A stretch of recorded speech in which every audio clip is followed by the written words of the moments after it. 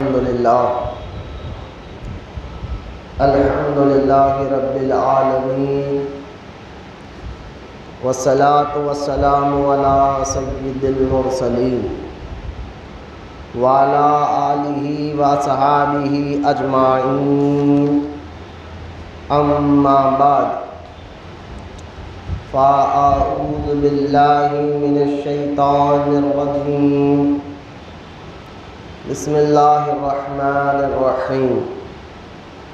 وَاذْكُرْ فِي الْكِتَابِ إِبْرَاهِيمَ إِنَّهُ كَانَ صِدِّيقًا نَبِيًّا۔ آمنت باللہ صدق اللہ العلی العظیم۔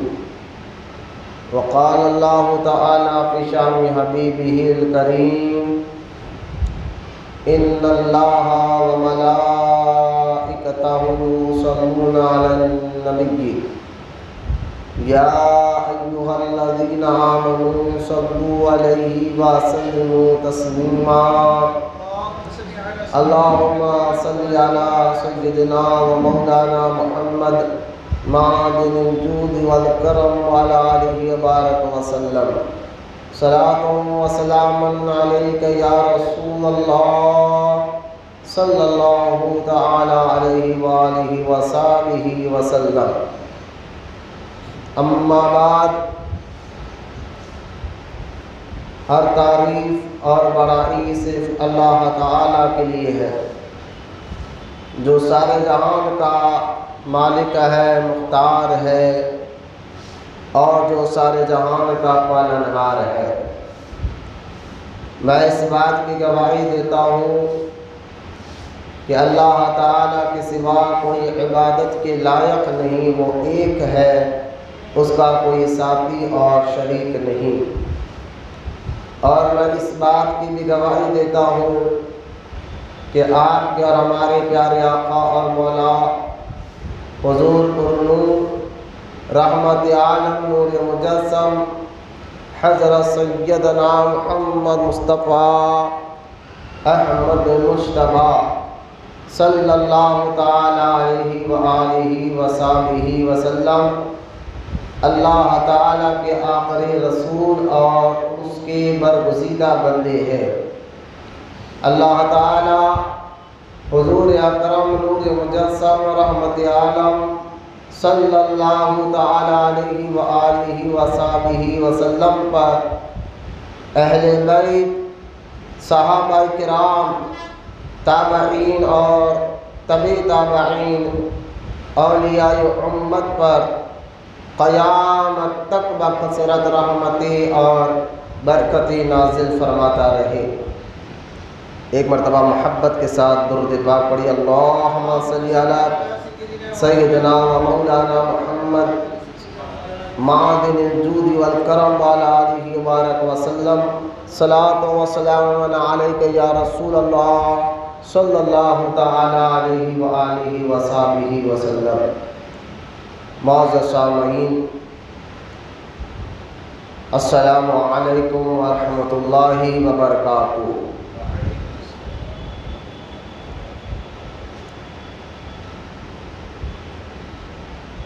یہ ذی الحجہ کا مہینہ ہے اور اس مبارک مہینے کے یہ پہلا جمعہ ہے اور بالکل عید قربا جس کو ہم بقرعید کہتے ہیں وہ بھی بالکل قریب ہے۔ تو آج کا ہمارا موضوع، آج کا ٹاپک جو ہے، کیونکہ اس مہینے میں حج بھی ہوتا ہے اور یہ وہ مبارک مہینہ ہے جس کو اللہ تعالیٰ نے قرآن میں بھی اس مہینے کو مبارک مہینہ کہا ہے، اور حضرت سیدنا ابراہیم علیہ السلام کے واقعات بھی اس مہینے میں ہم کثرت کے ساتھ سنتے ہیں۔ تو انشاءاللہ تعالی آج ابو الانبیاء حضرت سیدنا ابراہیم علیہ الصلاۃ والسلام کی سیرت مبارکہ کے متعلق اور ساتھ ہی ساتھ عید قربہ کے فضائل کے بھی متعلق کچھ اہم مسئلوں کے متعلق سنیں گے۔ میں دعا کرتا ہوں اللہ تعالیٰ سے، اللہ تعالیٰ ہم تمام کو کہنے سننے سے زیادہ عمل کی توفیق عطا فرمائے۔ سب سے پہلے درود پڑھنے کی فضیلت کو آپ سنیں۔ حدیث مبارکہ میں ہے کہ سرکار مدینہ راحت قلب و سینہ مصطفیٰ جان رحمت صلی اللہ تعالیٰ علیہ وسلم کا یہ ارشاد مبارکہ ہے کہ جو شخص بھی سرکار صلی اللہ تعالیٰ علیہ وسلم پر درود پڑھتے رہتا ہے اور جب تک پڑھتے رہتا ہے اللہ تعالیٰ کے فرشتے اس پر رحمت بھیجتے رہتے ہیں۔ سرکار نے فرمایا یہ حدیث میں کہ جب تک تم درود پڑھتے رہتے ہو جب تک اللہ تعالیٰ کے فرشتے تم پر رحمت بھیجتے رہتے ہیں۔ اب یہ سننے کے بعد تمہارے اوپر ہے کہ تم کم پڑھو یا زیادہ پڑھو، لہذا درود پاک ایک ایسا وظیفہ ہے جس کے پڑھنے سے اللہ تعالیٰ گناہوں کو بھی معاف فرماتا ہے، نیکیاں بھی عطا فرماتا ہے، اور درود پڑھنے سے اللہ تعالیٰ دنیا کی مشکلیں بھی ختم فرماتا ہے، اور درود ایک ایسا وظیفہ ہے جس کے پڑھنے سے قبر اور آخرت میں بھی راحت اور سکون اللہ تعالیٰ عطا فرماتا ہے۔ لہذا بیٹا سیدھا بیٹھو، ہاتھ سٹے گا لیکن نہیں بیٹھ رہا۔ لہذا درود پاک جو ہے ایک ایسا وظیفہ ہے جس کے پڑھنے سے اللہ تعالیٰ ہر مشکلوں کو اور مصیبتوں کو پریشانیوں کو دور فرماتا ہے۔ آئیے پیارے آقا کریم صلی اللہ تعالی علیہ وسلم کی بارگاہ میں پھر سب مل کر ایک مرتبہ بآواز بلند درود پاک پڑھیے اللہم صلی علی سیدنا و مولانا محمد معدن الجود والکرم وعلی آلہ وبارک وسلم صلاۃ و سلام علیک یا رسول اللہ صلی اللہ تعالی علیہ وآلہ وصحبہ وسلم۔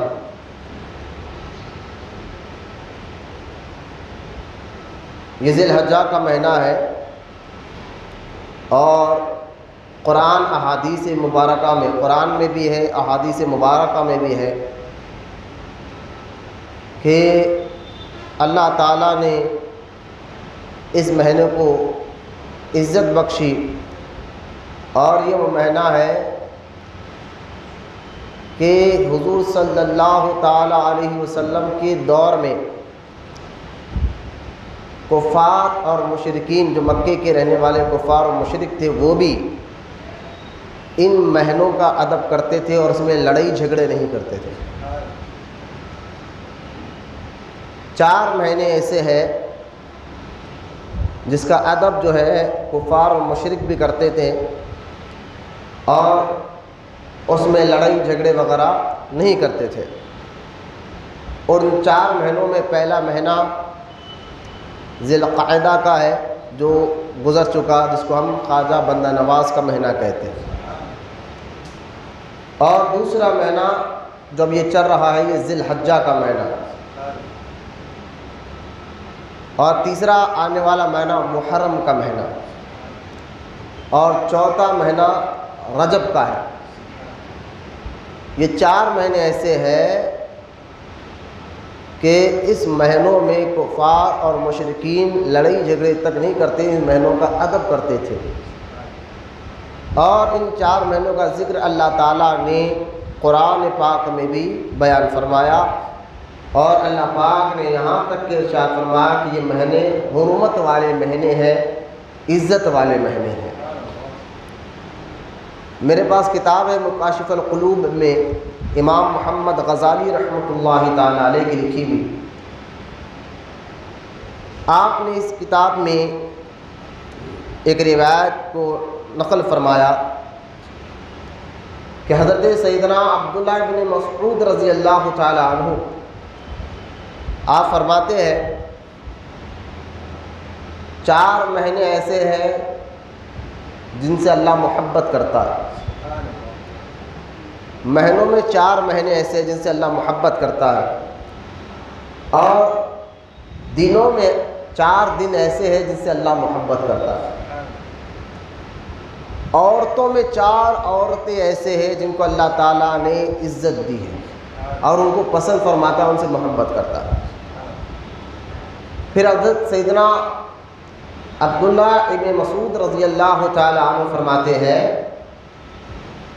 جن 4 مہینوں کو اللہ تعالیٰ محبت کرتا ہے وہ یہ ہے، پھر آگے بیان فرماتے ہیں، ایک ذی القعدہ کا مہینہ، دوسرا ذی الحجہ کا مہینہ، تیسرا محرم کا مہینہ، اور چوتھا رجب کا مہینہ۔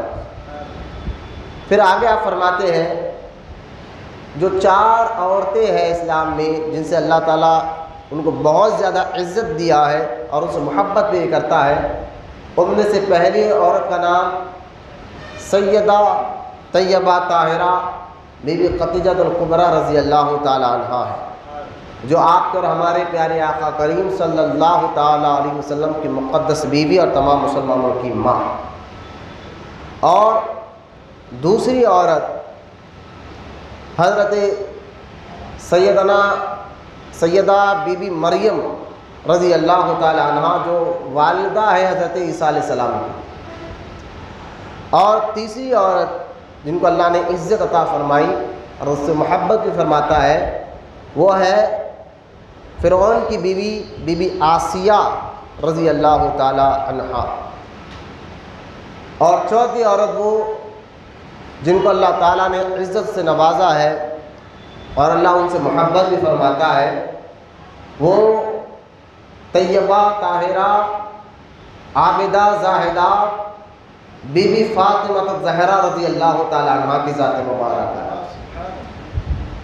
پھر آگے حضرت سیدنا عبداللہ بن مسعود رضی اللہ تعالی عنہ فرماتے ہیں 4 دن ایسے ہیں جن سے اللہ تعالیٰ ان دنوں میں 4 دنوں میں جو دعا مانگو اللہ اس کو ضرور قبول فرماتا ہے، اور ان 4 دنوں کو اللہ تعالیٰ نے عزت سے نوازا۔ فرمایا کہ ایک جمعہ کا دن ہے جو آج ہے، اور دوسرا عرفہ کا دن ہے جو 9 تاریخ کو جب سارے حاجی عرفہ کے دن عرفات کے میدان میں ہوتے ہیں تو اللہ تعالیٰ فرشتوں سے فرماتا ہے اے فرشتوں گواہ رہنا جو آج یوم العرفہ کے دن جتنے میرے بندے آئے ہیں عرفات کے میدان میں، ان کے بال بکھرے ہوئے ہیں، ان کے لباس پر دھول بیٹھی ہوئی ہے، پھر بھی یہ یا رب کہتے ہوئے آئے ہیں، تو اللہ تعالیٰ فرماتا ہے فرشتوں گواہ رہنا میں نے آج کا دن جو یوم العرفہ کا دن ہے، آج کے دن کے صدقے میں سب کو بخش دیا ہے۔ یعنی جمعہ کا دن اور یوم العرفہ کا دن جس کو 9 تاریخ کو آتا ہے، ان دن کو بھی اللہ نے بڑی عزت سے نوازا۔ اور تیسرا بقرعید کا دن، عید قربہ کا دن، اس لیے حدیث مبارکہ میں آتا ہے کہ اللہ تعالیٰ کے ہاں عید قربہ کے دن سب سے زیادہ پسندیدہ عمل اگر کوئی ہے تو وہ قربانی دینا ہے۔ اور چوتھا دن وہ ہے عید الفطر کا دن۔ اب میں نے بتا دیا 4 مہینے وہ جس کو اللہ نے محبت فرمائی، 4 عورتیں وہ جن کو اللہ نے عزت دی اور محبت عطا، اور دنوں میں 4 دن ایسے ہیں جن کو اللہ تعالیٰ نے عزت سے نوازا ہے۔ وہ 4 مہینے کیا ہے، 4 خواتین کون ہے اور وہ 4 دن کون سے ہیں، یہ میں نے آپ کے سامنے بھی رکھ دیا ہے۔ یہاں سے معلوم یہ ہوا کہ ذی الحجہ کا یہ مبارک مہینہ اس کی اتنی فضیلت ہے کہ ایک حدیث مبارکہ حضرت سیدہ عائشہ صدیقہ رضی اللہ تعالی عنہ فرماتی ہے کہ مدینے میں ایک آدمی تھا، ایک شخص تھے، انہوں نے حج کا چاند دیکھا، ذی الحج کا چاند دیکھا تو وہ فوراً روزہ رکھ لیا۔ ابھی اللہ کے رسول نے اجازت تو نہیں دی تھی روزہ رکھنے کی، انہوں نے روزہ رکھ لیا چاند دیکھ کر۔ تو جب یہ بات ہمارے اور آپ کے پیارے آقا کریم صلی اللہ تعالیٰ علیہ وسلم کو معلوم ہوئی تو اللہ کے رسول صلی اللہ تعالیٰ علیہ وسلم نے اس شخص کو بلوایا اور بلا کر پوچھا کہ کس وجہ سے تو نے روزہ رکھا یہ بتا۔ تو وہ شخص کہتا ہے یا رسول اللہ صلی اللہ علیہ وسلم فدا کا امی آبی یا رسول اللہ، یا رسول اللہ صلی اللہ علیہ وسلم آپ کے اوپر میرے ماں اور باپ دونوں قربان ہیں۔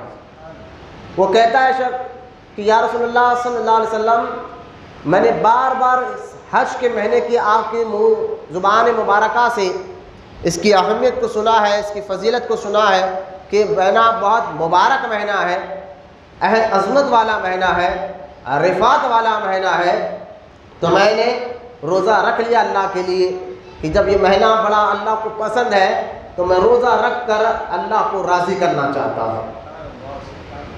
اس بات پر اللہ کے رسول صلی اللہ تعالیٰ علیہ وسلم نے فرمایا کہ اس مہینے میں ایک دن کا جو بندہ روزہ رکھتا ہے اللہ کے لیے، اللہ کی رضا کے لیے،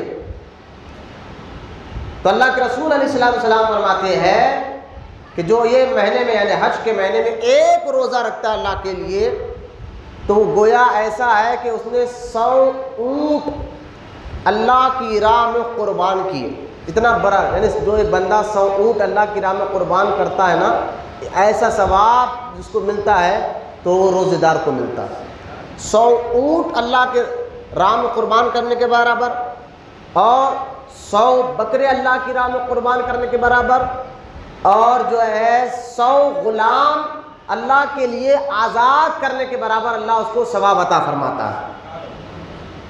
پھر اللہ کے رسول علیہ السلام نے فرمایا کہ جو عرفہ کے دن روزہ رکھتا ہے، جو 9 تاریخ کا دن یوم العرفہ جس کو کہتے ہیں، جو عرفہ کے دن روزہ رکھتا ہے اللہ تعالیٰ اس کو 1000 اونٹ قربان کرنے کے برابر کا ثواب دیتا ہے اور 1000 بکرے اللہ کی راہ میں قربان کرنے کے برابر ثواب دیتا ہے اور 1000 غلام اللہ کے لیے آزاد کرنے کے برابر کا اللہ ثواب عطا فرماتا ہے۔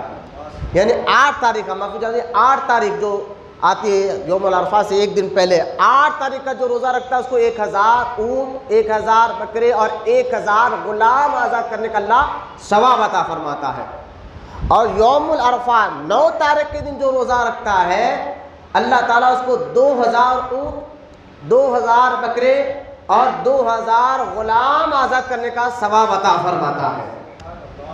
تو لہٰذا یہ مہینہ نیکیاں کمانے والا مہینہ ہے اور شروع کے جو 10 دن ہے، آج 5 تاریخ ہے اور 5 دن باقی ہے، شروع کے جو 10 دن ہے اتنی اہمیت والے ہیں کہ ان 10 راتوں کی اللہ تعالیٰ نے قرآن میں قسم یاد فرمائی۔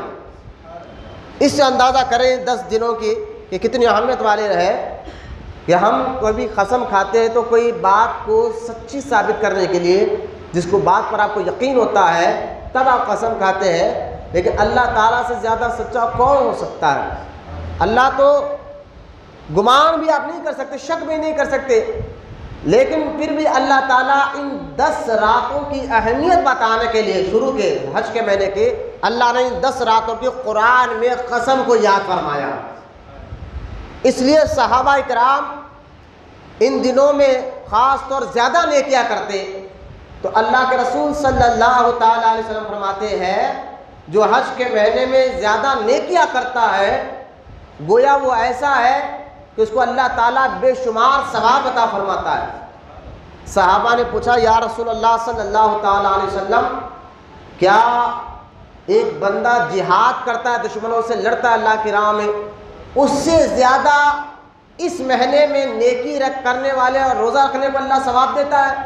تو سرکار نے فرمایا ہاں، جو اللہ کی راہ میں جہاد کرنے جو مجاہد جاتا ہے اس سے زیادہ اللہ تعالیٰ اس مہینے میں نیکی کرنے والے کو اور روزہ رکھنے والے کو ثواب عطا فرماتا ہے، مگر جو شخص اپنا مال اور اپنی جان دونوں اللہ کی راہ میں لٹا دے، ایسا مجاہد دشمنوں سے لڑتے لڑتے اپنا مال بھی لٹا دے، اپنا جو ہے جان بھی اللہ کی راہ میں دے دے، پھر اللہ تعالیٰ اس کو زیادہ اجر عطا فرماتا ہے۔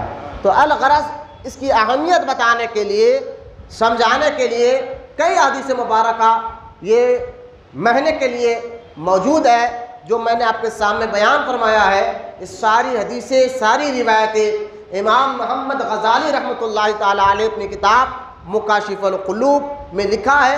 آپ کے سامنے رکھنے کا مقصد یہی تھا، بتانے کا مقصد یہی تھا، سمجھانے کا مقصد یہی تھا کہ یہ مہینہ بڑا مبارک مہینہ ہے، اور اس مہینے میں اور اس کے شروع کے 10 دن، اب 10 میں سے 5 دن تو چلے گئے اور 5 دن باقی ہے، تو کم سے کم ہم نمازوں کو نہ چھوڑیں اور 8 تاریخ کا 9 تاریخ کا روزہ ضرور رکھے، کیونکہ 10 11 12 تاریخ کا روزہ تو جائز نہیں ہے۔ بقرعید کے عید کے دن کا روزہ، دوسرے دن اور تیسرے دن کا روزہ حرام جائز نہیں ہے، لیکن 8 9 کا روزہ تو آپ ضرور رکھا کریں کہ اللہ تعالیٰ کو ان دنوں میں نیکیاں کرنا اور اللہ کی عبادت کرنا سرکار نے فرمایا یہ اللہ تعالیٰ کو بہت زیادہ پسند ہے۔ یہ مقصد کے تحت میں نے آپ کے سامنے شروعات میں کچھ اس مہینے کے بارے میں اہم باتیں بتایا ہوں، تاکہ آپ کو اللہ کہنے سے زیادہ، سننے سے زیادہ آپ کو مجھے عمل کی توفیق عطا فرمائے۔ یہ مہینے کے متعلق کچھ چند باتیں بتانے کے بعد جو آیت مبارک میں نے پڑھی ہے، آئیے میں اس آیت کے تحت آ جاتا ہوں۔ میں نے اس مہینے کے کچھ فضائل اور کچھ برکات آپ کے سامنے رکھ دیے تاکہ اس مہینے میں آپ کو روزہ رکھے، اور اس مہینے کے میں قربانی کے جو مسائل انشاءاللہ ہم آخری میں بیان کریں گے وقت رہا تو۔ لیکن آج جو میں نے آیت پڑھی ہے، اور وہ آیت ہے سورہ مریم کی، اس میں اللہ تعالیٰ فرما رہا ہے وَاذْكُرْ فِي الْكِتَابِ إِبْرَاهِيمَ إِنَّهُ كَانَ صِدِّيقًا نَبِيًّا۔ اس آیت کا معنی ہے، اللہ فرما رہا اور یاد کرو ابراہیم علیہ السلام کو جو سچا نبی تھا۔ یہاں میں ایک بات آپ کو بتاتا چلوں، حضرت ابراہیم علیہ السلام کے بارے میں اکثر ہر مہینے میں، جب خاص طور سال میں رجب کا یہ حج کا مہینہ آتا ہے، آپ سنتے رہتے ہیں، لیکن آج ہم ان کے زندگی کے بارے میں اور سنیں گے، ساتھ ساتھ اس کے ساتھ ہمیں کیا رہنمائی مل رہی ہے، ہمیں کیا سبق مل رہا، اس پر ہم توجہ دیں گے، ایک بات۔ اور دوسری بات یاد رکھیں، حضرت ابراہیم علیہ السلام ہمارے نبی کے بعد سارے نبیوں میں افضل ہے۔ حضرت ابراہیم علیہ السلام ہمارے نبی کے بعد صلی اللہ علیہ وسلم سارے نبیوں میں افضل ہے۔ اس لیے آپ کو جو ہے نا ابو الانبیاء بھی آپ کو کہا جاتا ہے، جد انبیاء بھی کہا جاتا ہے، ابو الانبیاء بھی کہا جاتا ہے، کیونکہ یہ جد انبیاء اس لیے کہ ہمارے آقا علیہ السلام کے دادا ہیں، ہمارے نبی کے حضرت ابراہیم علیہ السلام دادا ہے۔ اور دوسری بات یہ ہے ابو الانبیاء اس لیے کہتے ہیں نبیوں کا باپ۔ حضرت ابراہیم علیہ السلام کی اولاد میں بے شمار اللہ تعالیٰ نے نبیوں کو پیدا فرمایا، تو لہٰذا اس لیے آپ کو ابو الانبیاء بھی کہا جاتا ہے، جد انبیاء بھی کہا جاتا ہے۔ خود اللہ کے رسول صلی اللہ تعالیٰ علیہ وسلم نے فرمایا کہ حضرت ابراہیم علیہ السلام کو اگر دیکھنا ہے مجھے دیکھ لو، کیونکہ میں حضرت ابراہیم علیہ السلام کی طرح ہوں۔ اور قرآن میں کئی نبی آئے دنیا میں، کم و بیش 1,24,000، ذرا یاد رکھیں یہ باتوں کو، لیکن اللہ تعالیٰ نے کئی نبیوں کا ذکر فرمایا ہے، لیکن صرف 2 نبیوں کی زندگی کے بارے میں اللہ نے فرمایا ان کی سیرت کو اپناؤ، ان کے طریقے کو اپناؤ، ان کو تم اپنا پیشوا مانو۔ وہ 2 نبی ہیں، ایک تو ہمارے نبی علیہ السلام ہے جن کی زندگی کو اپنانے کے لیے خود اللہ کے رسول علیہ السلام نے یہ حکم فرمایا، اللہ تعالیٰ نے بھی فرمایا ہے۔ اور دوسرا حضرت ابراہیم علیہ السلام کی زندگی، حضرت ابراہیم علیہ السلام کے بارے میں بھی اللہ تعالیٰ نے فرمایا یہ لوگوں کے لیے رہنما ہے۔ تو لہٰذا خود دیکھیں آپ ابراہیم علیہ السلام کے طریقے کو خود سرکار نے بھی پسند فرمایا۔ جب صحابہ نے حضور سے پوچھا یا رسول اللہ صلی اللہ علیہ وسلم یہ قربانی کیا ہے، تو اللہ کے رسول علیہ السلام نے فرمایا کہ تمہارے باپ ابراہیم علیہ السلام کی سنت ہے، ان کا طریقہ ہے۔ یہاں سے معلوم یہ ہوا حضور چاہتے تو یہ بھی کہہ دیتے کہ یہ قربانی جو ہے میں دے رہا ہوں یہ میرا طریقہ ہے، لیکن حضور نے فرمایا ابراہیم علیہ السلام کا طریقہ ہے۔ معلوم کیا ہوا کہ ابراہیم علیہ السلام کے طریقے کو ہمارے اور آپ کے پیارے آقا کریم علیہ السلام نے بھی پسند فرمایا، تو لہٰذا ابراہیم علیہ السلام کا ذکر بہت ضروری ہے۔ ان کی زندگی کے واقعات سے آج بھی مسلمانوں کا ایمان مضبوط ہوتا ہے، عقیدہ مضبوط ہوتا ہے، توحید مضبوط ہوتی ہے، کیوں نہ ہو۔ اور ان اللہ کے نیک بندوں کا یاد کرنا، یہ آیت جو میں نے ابھی پڑھی ہے سورہ مریم کی، جس میں اللہ فرما رہا ہے یاد کرو ابراہیم علیہ السلام کو، یعنی ان کو یاد بناؤ، تو یہاں سے معلوم یہ ہوا اللہ تعالیٰ کے نیک بندوں کی یاد منانا یہ اللہ تعالیٰ کا حکم ہے۔ اگر کوئی بولے کہ یہ عرس کیوں مناتے ہو سال میں ایک بار، جیسا کہ آج الحمدللہ ہمارے حیدرآباد دکن کے قطب المدار حضرت سیدنا یوسف بابا، حضرت سیدنا شریف بابا رضی اللہ تعالیٰ عنہ کا عرس مبارکہ ہے، اور آپ کو قطب المدار کہا گیا ہے۔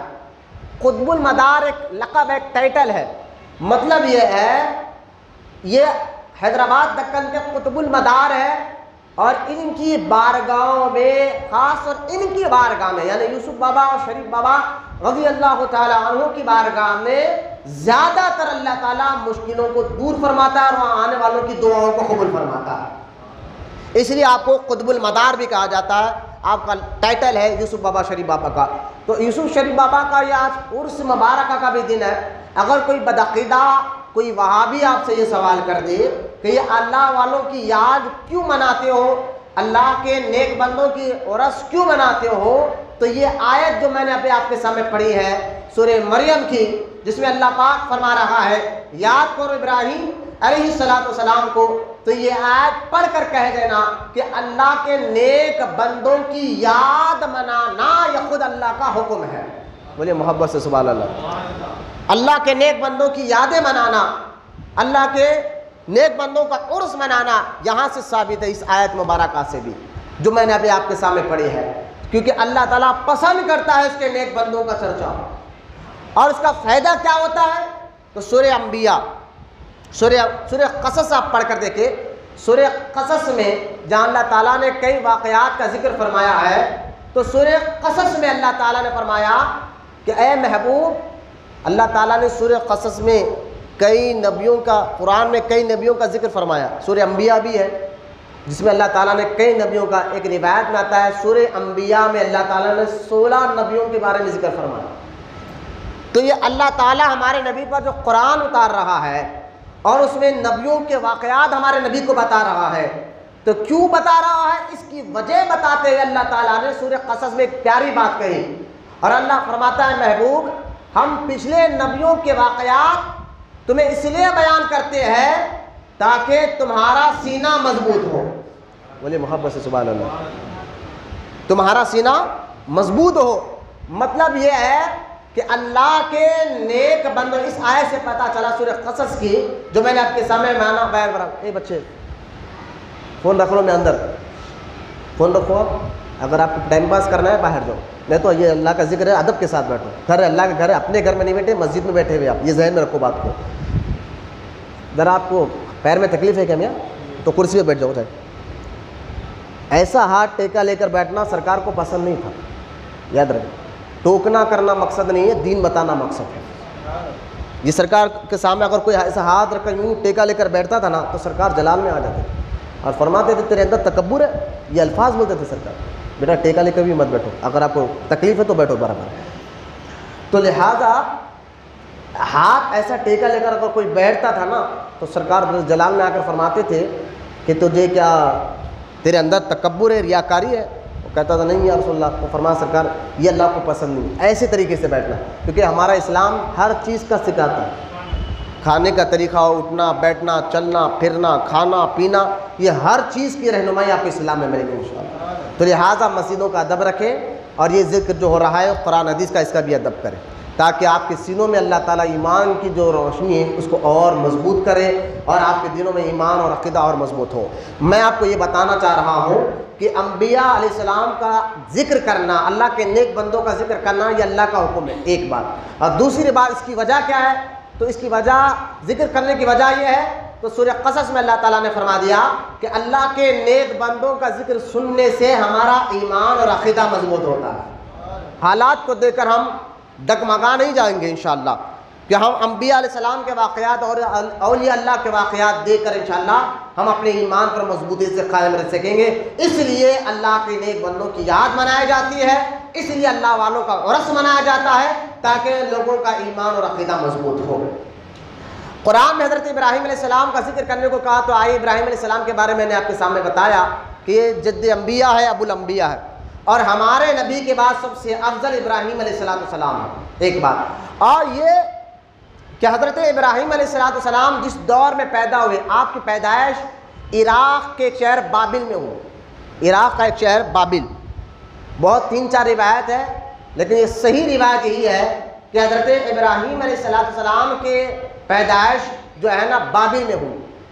اور حضرت ابراہیم علیہ السلام جب پیدا ہوئے تو آپ کے دور میں ایک بادشاہ تھا جس کا نام نمرود تھا، اس کا نام اصل میں کنعان تھا، ایک روایت میں آتا ہے، اور لوگ آگے چل کر اس کا نام اس کا مشہور ہوا نمرود سے۔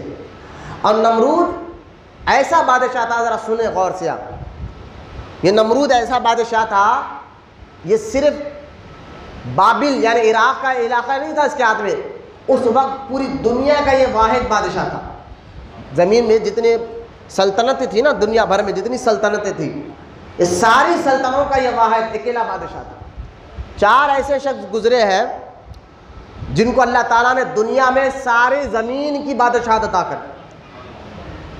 ان 4 میں سے 2 تو ایک ہے فرعون، دوسرا ہے نمرود، اور ایک ہے اللہ کے مقدس پیغمبر سیدنا سلیمان علیہ السلام، اور تیسرے اللہ کے نیک ولی ذی القرنین رضی اللہ تعالیٰ عنہ۔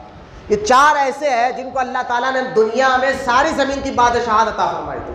سلیمان علیہ السلام کو تو اللہ تعالیٰ نے زمین کی بھی بادشاہت دی تھی، ہواؤں اور جنوں کو بھی اللہ تعالیٰ نے آپ کو بادشاہت عطا فرمائی تھی۔ تو الغرض نمرود جو ہے وہ پہلا آدمی ہے جس نے زمین پر سب سے پہلے اپنے سر پر تاج پہنا تھا۔ بادشاہ جب تاج نہیں پہنتے، اس نے ایک رواج نکالا تھا بس۔ اور نمرود کی عمر غور سے سنیں آپ، نمرود کے بارے میں بتا رہا ہوں کہ ابراہیم علیہ السلام کے دور میں یہ نمرود کی عمر ٹوٹل 800 سال رہی ہے۔ پہلے کے لوگوں کی عمر لمبی ہوا کرتی تھی، نمرود کی عمر ٹوٹل 800 سال ہوئی ہے، اور 800 سال کی عمر میں 400 سال کی عمر تک اس کو نہ بخار آیا نہ سر میں درد ہوا۔ 4 سال نہیں، 400 سال۔ پھر یہ جو ہے نبی کی نافرمانی کرنے لگا، خاص طور ابراہیم علیہ السلام۔ پھر یہ 400 سال اور جو زندگی ملی ہے اس کو، اس میں اس نے عذاب میں تڑپ تڑپ کر گل گل کر مارا ہوا ہے، آگے چل کر میں بتاؤں گا آپ کو۔ لہذا نمرود جو ہے 400 سال کی زندگی ہے، ٹوٹل 800 سال کی اس کی زندگی ملی۔ نمرود نے اپنے آپ کو خدا ہونے کا دعویٰ کر دیا تھا۔ جب بادشاہی ملی، پیسہ، ہرس، لالچ، تکبر لا لیتا ہے۔ ذرا غور کرنا، ہرس اور لالچ ایک ایسی چیز ہے جو بندے کو تکبر میں لا دیتا ہے، اور وہ بندہ جو ہے دوسروں کو گرا کر دیکھنا شروع کر دیتا ہے۔ اس لیے ایک حدیث مبارکہ اللہ کے رسول علیہ السلام نے فرمایا، میری امت میں بھی ہرس اور لالچ ہو جائے گی، لوگ بوڑھے ہو جائیں گے، 2 چیزیں ان کے اندر سے نہیں جائیں گی، ہاں خبر کی مٹھی ہی اس چیز کو بند کرے گی۔ تو اسی لیے خانقاہوں میں لوگ مرید ہوتے تھے تاکہ یہ ہرس اور لالچ کا علاج سچے پیر کے پاس ہوا کرتا ہے۔ وہ آگے چل کر انشاءاللہ میں بتاؤں گا، یہی قرآن پاک کی کئی آیتوں مبارکہ سے۔ تو لہٰذا نمرود کے دور میں ابراہیم علیہ السلام پیدا ہوئے، اور جب پیدا ہونے سے پہلے حضرت ابراہیم علیہ السلام کے پیدائش سے پہلے نمرود کو ایک خواب آیا، جس خواب میں اس کو بتایا گیا کہ ایک بچہ پیدا ہونے والا ہے جس کے ذریعے سے تیری یہ سلطنت ختم ہو جائے گی، تیری سلطنت ختم ہو جائے گی۔ 2 انبیاء علیہ السلام ایسے تھے جن کے پیدا ہونے سے پہلے اس دور کے بادشاہ کو معلوم ہو گیا تھا۔ ایک تو فرعون کا یہ واقعہ ہے، فرعون کو بھی معلوم ہو گیا تھا کہ موسیٰ علیہ السلام پیدا ہونے والے، اسی طرح نمرود کو بھی معلوم ہو گیا تھا ابراہیم علیہ السلام پیدا ہونے والے ہیں۔ تو نمرود نے نجومیوں سے خواب میں کی تعبیر بتائی، تو نجومی جادوگروں نے بتایا کہ پہلے جو جادوگر تھے ان کے جو موکل تھے، جنات جو تھے نا پہلے، وہ آسمانوں پر جاتے اور فرشتے آپس میں جو بات کرتے وہ بات سن لیتے اور آ کر جادوگر کو بتایا کرتے تھے۔ یاد رکھیں آپ، اللہ تعالیٰ جب کوئی معاملہ پیش کرتا تو فرشتوں کو بتاتا، تو فرشتے آپس میں جو بات کرتے تھے تو جنات جا کر ان باتوں کو سنتا اور جادوگر کو آ کر بتاتا، پھر جادوگر لوگوں کو بتاتا۔ تو لازم ہے جیسا وہ فرشتے سنتے تھے وہ آ کر جن ویسا بتاتا تھا، اور جیسا وہ بتاتا تھا ویسا ہوتا تھا، تو لوگ جادوگروں پر بڑا یقین کرتے تھے، نجومیوں پر۔ لیکن جب ہمارے نبی پیدا ہوئے تو اللہ تعالیٰ نے جنوں کو آسمانوں پر آنا بند کر دیا۔ اب کوئی بھی جن جو ہے نا آسمان پر جانے کی کوشش کرتا ہے تو فرشتہ مار کر نیچے ہکل دیتا ہے۔ لیکن اس بات کو بھی میں بتاؤں گا، پھر یہ جنات ہمارے گھروں کی لڑائی کے بارے میں کیسے معلوم کر لیتے۔ آج کو کوئی جادوگر ہے نا، کئی ایسے جادوگر ہے جو آپ کے گھر میں کیا ہو رہا ہے، آپ گھر میں بیٹھ کے کیا بات کریں بتا دیتے، تو اس میں بھی حیران نہ ہو۔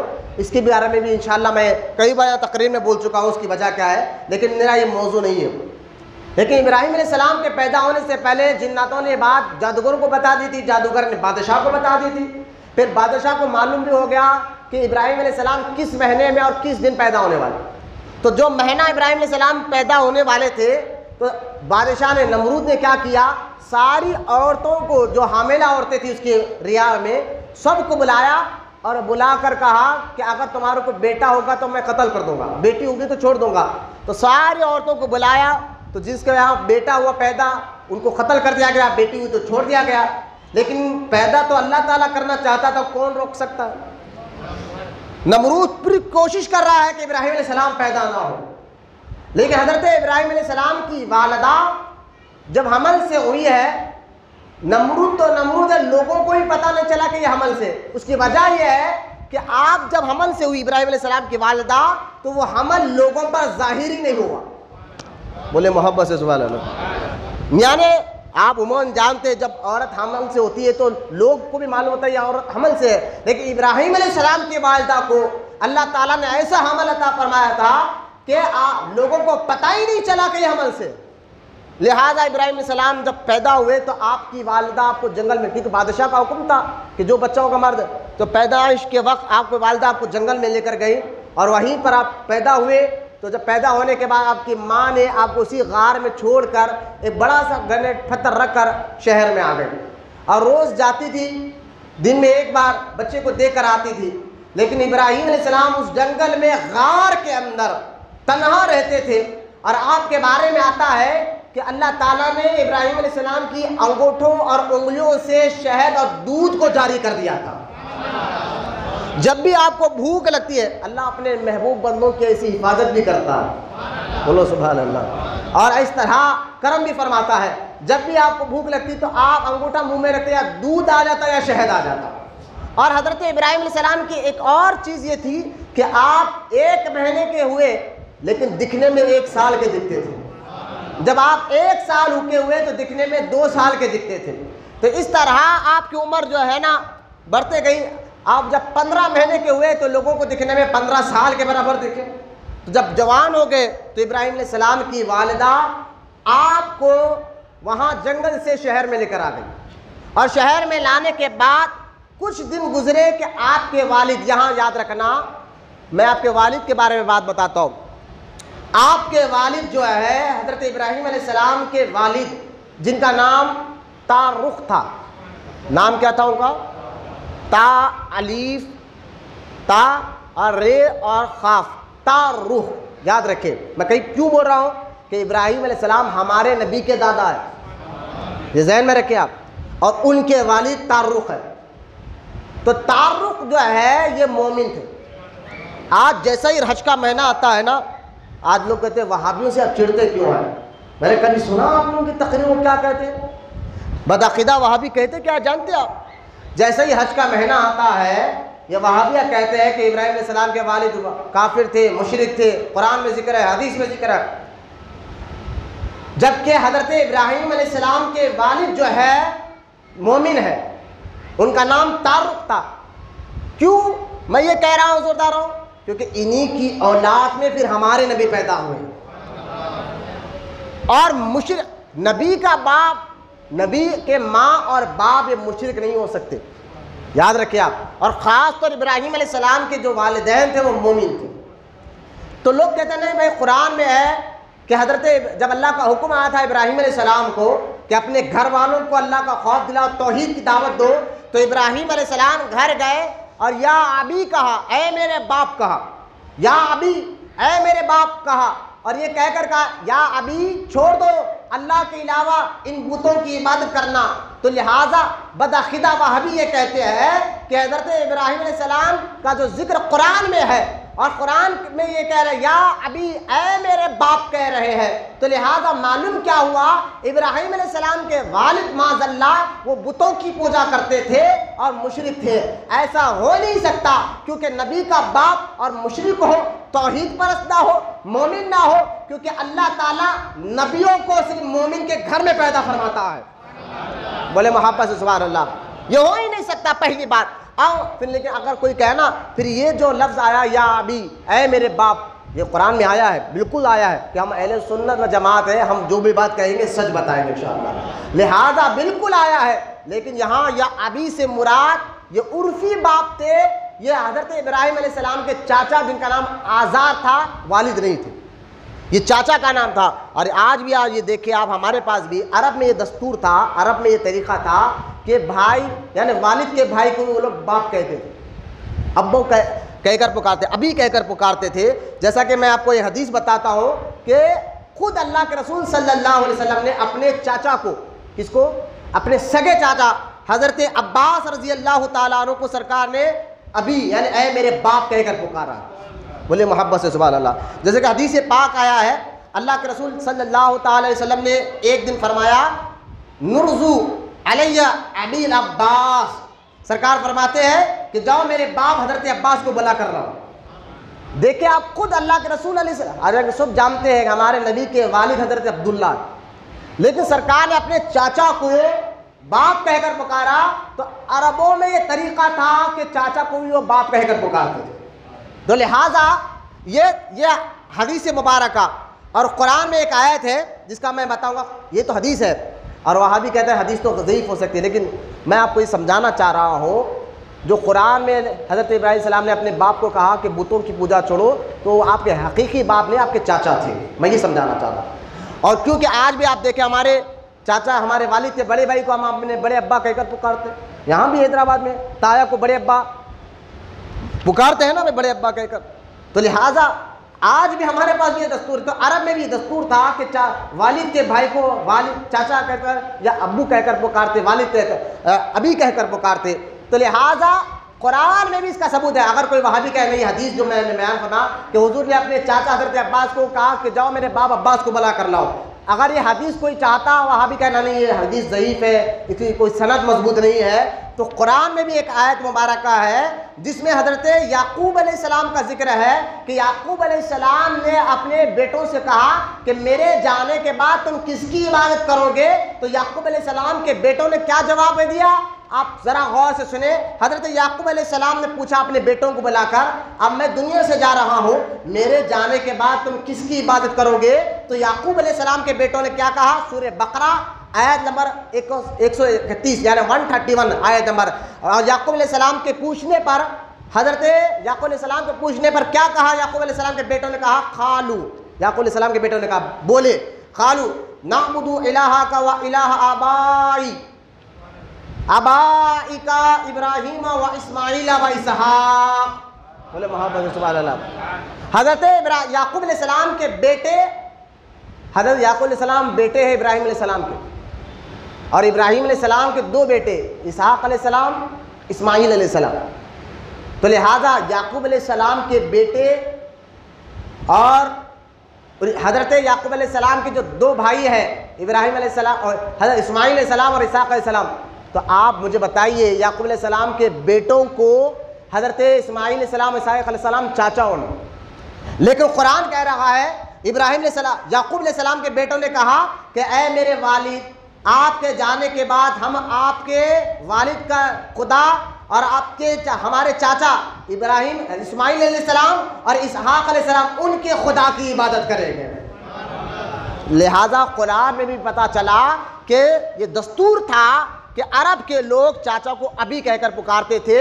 اب یہاں اپنا ذہن آپ گندا نہ بنائیں۔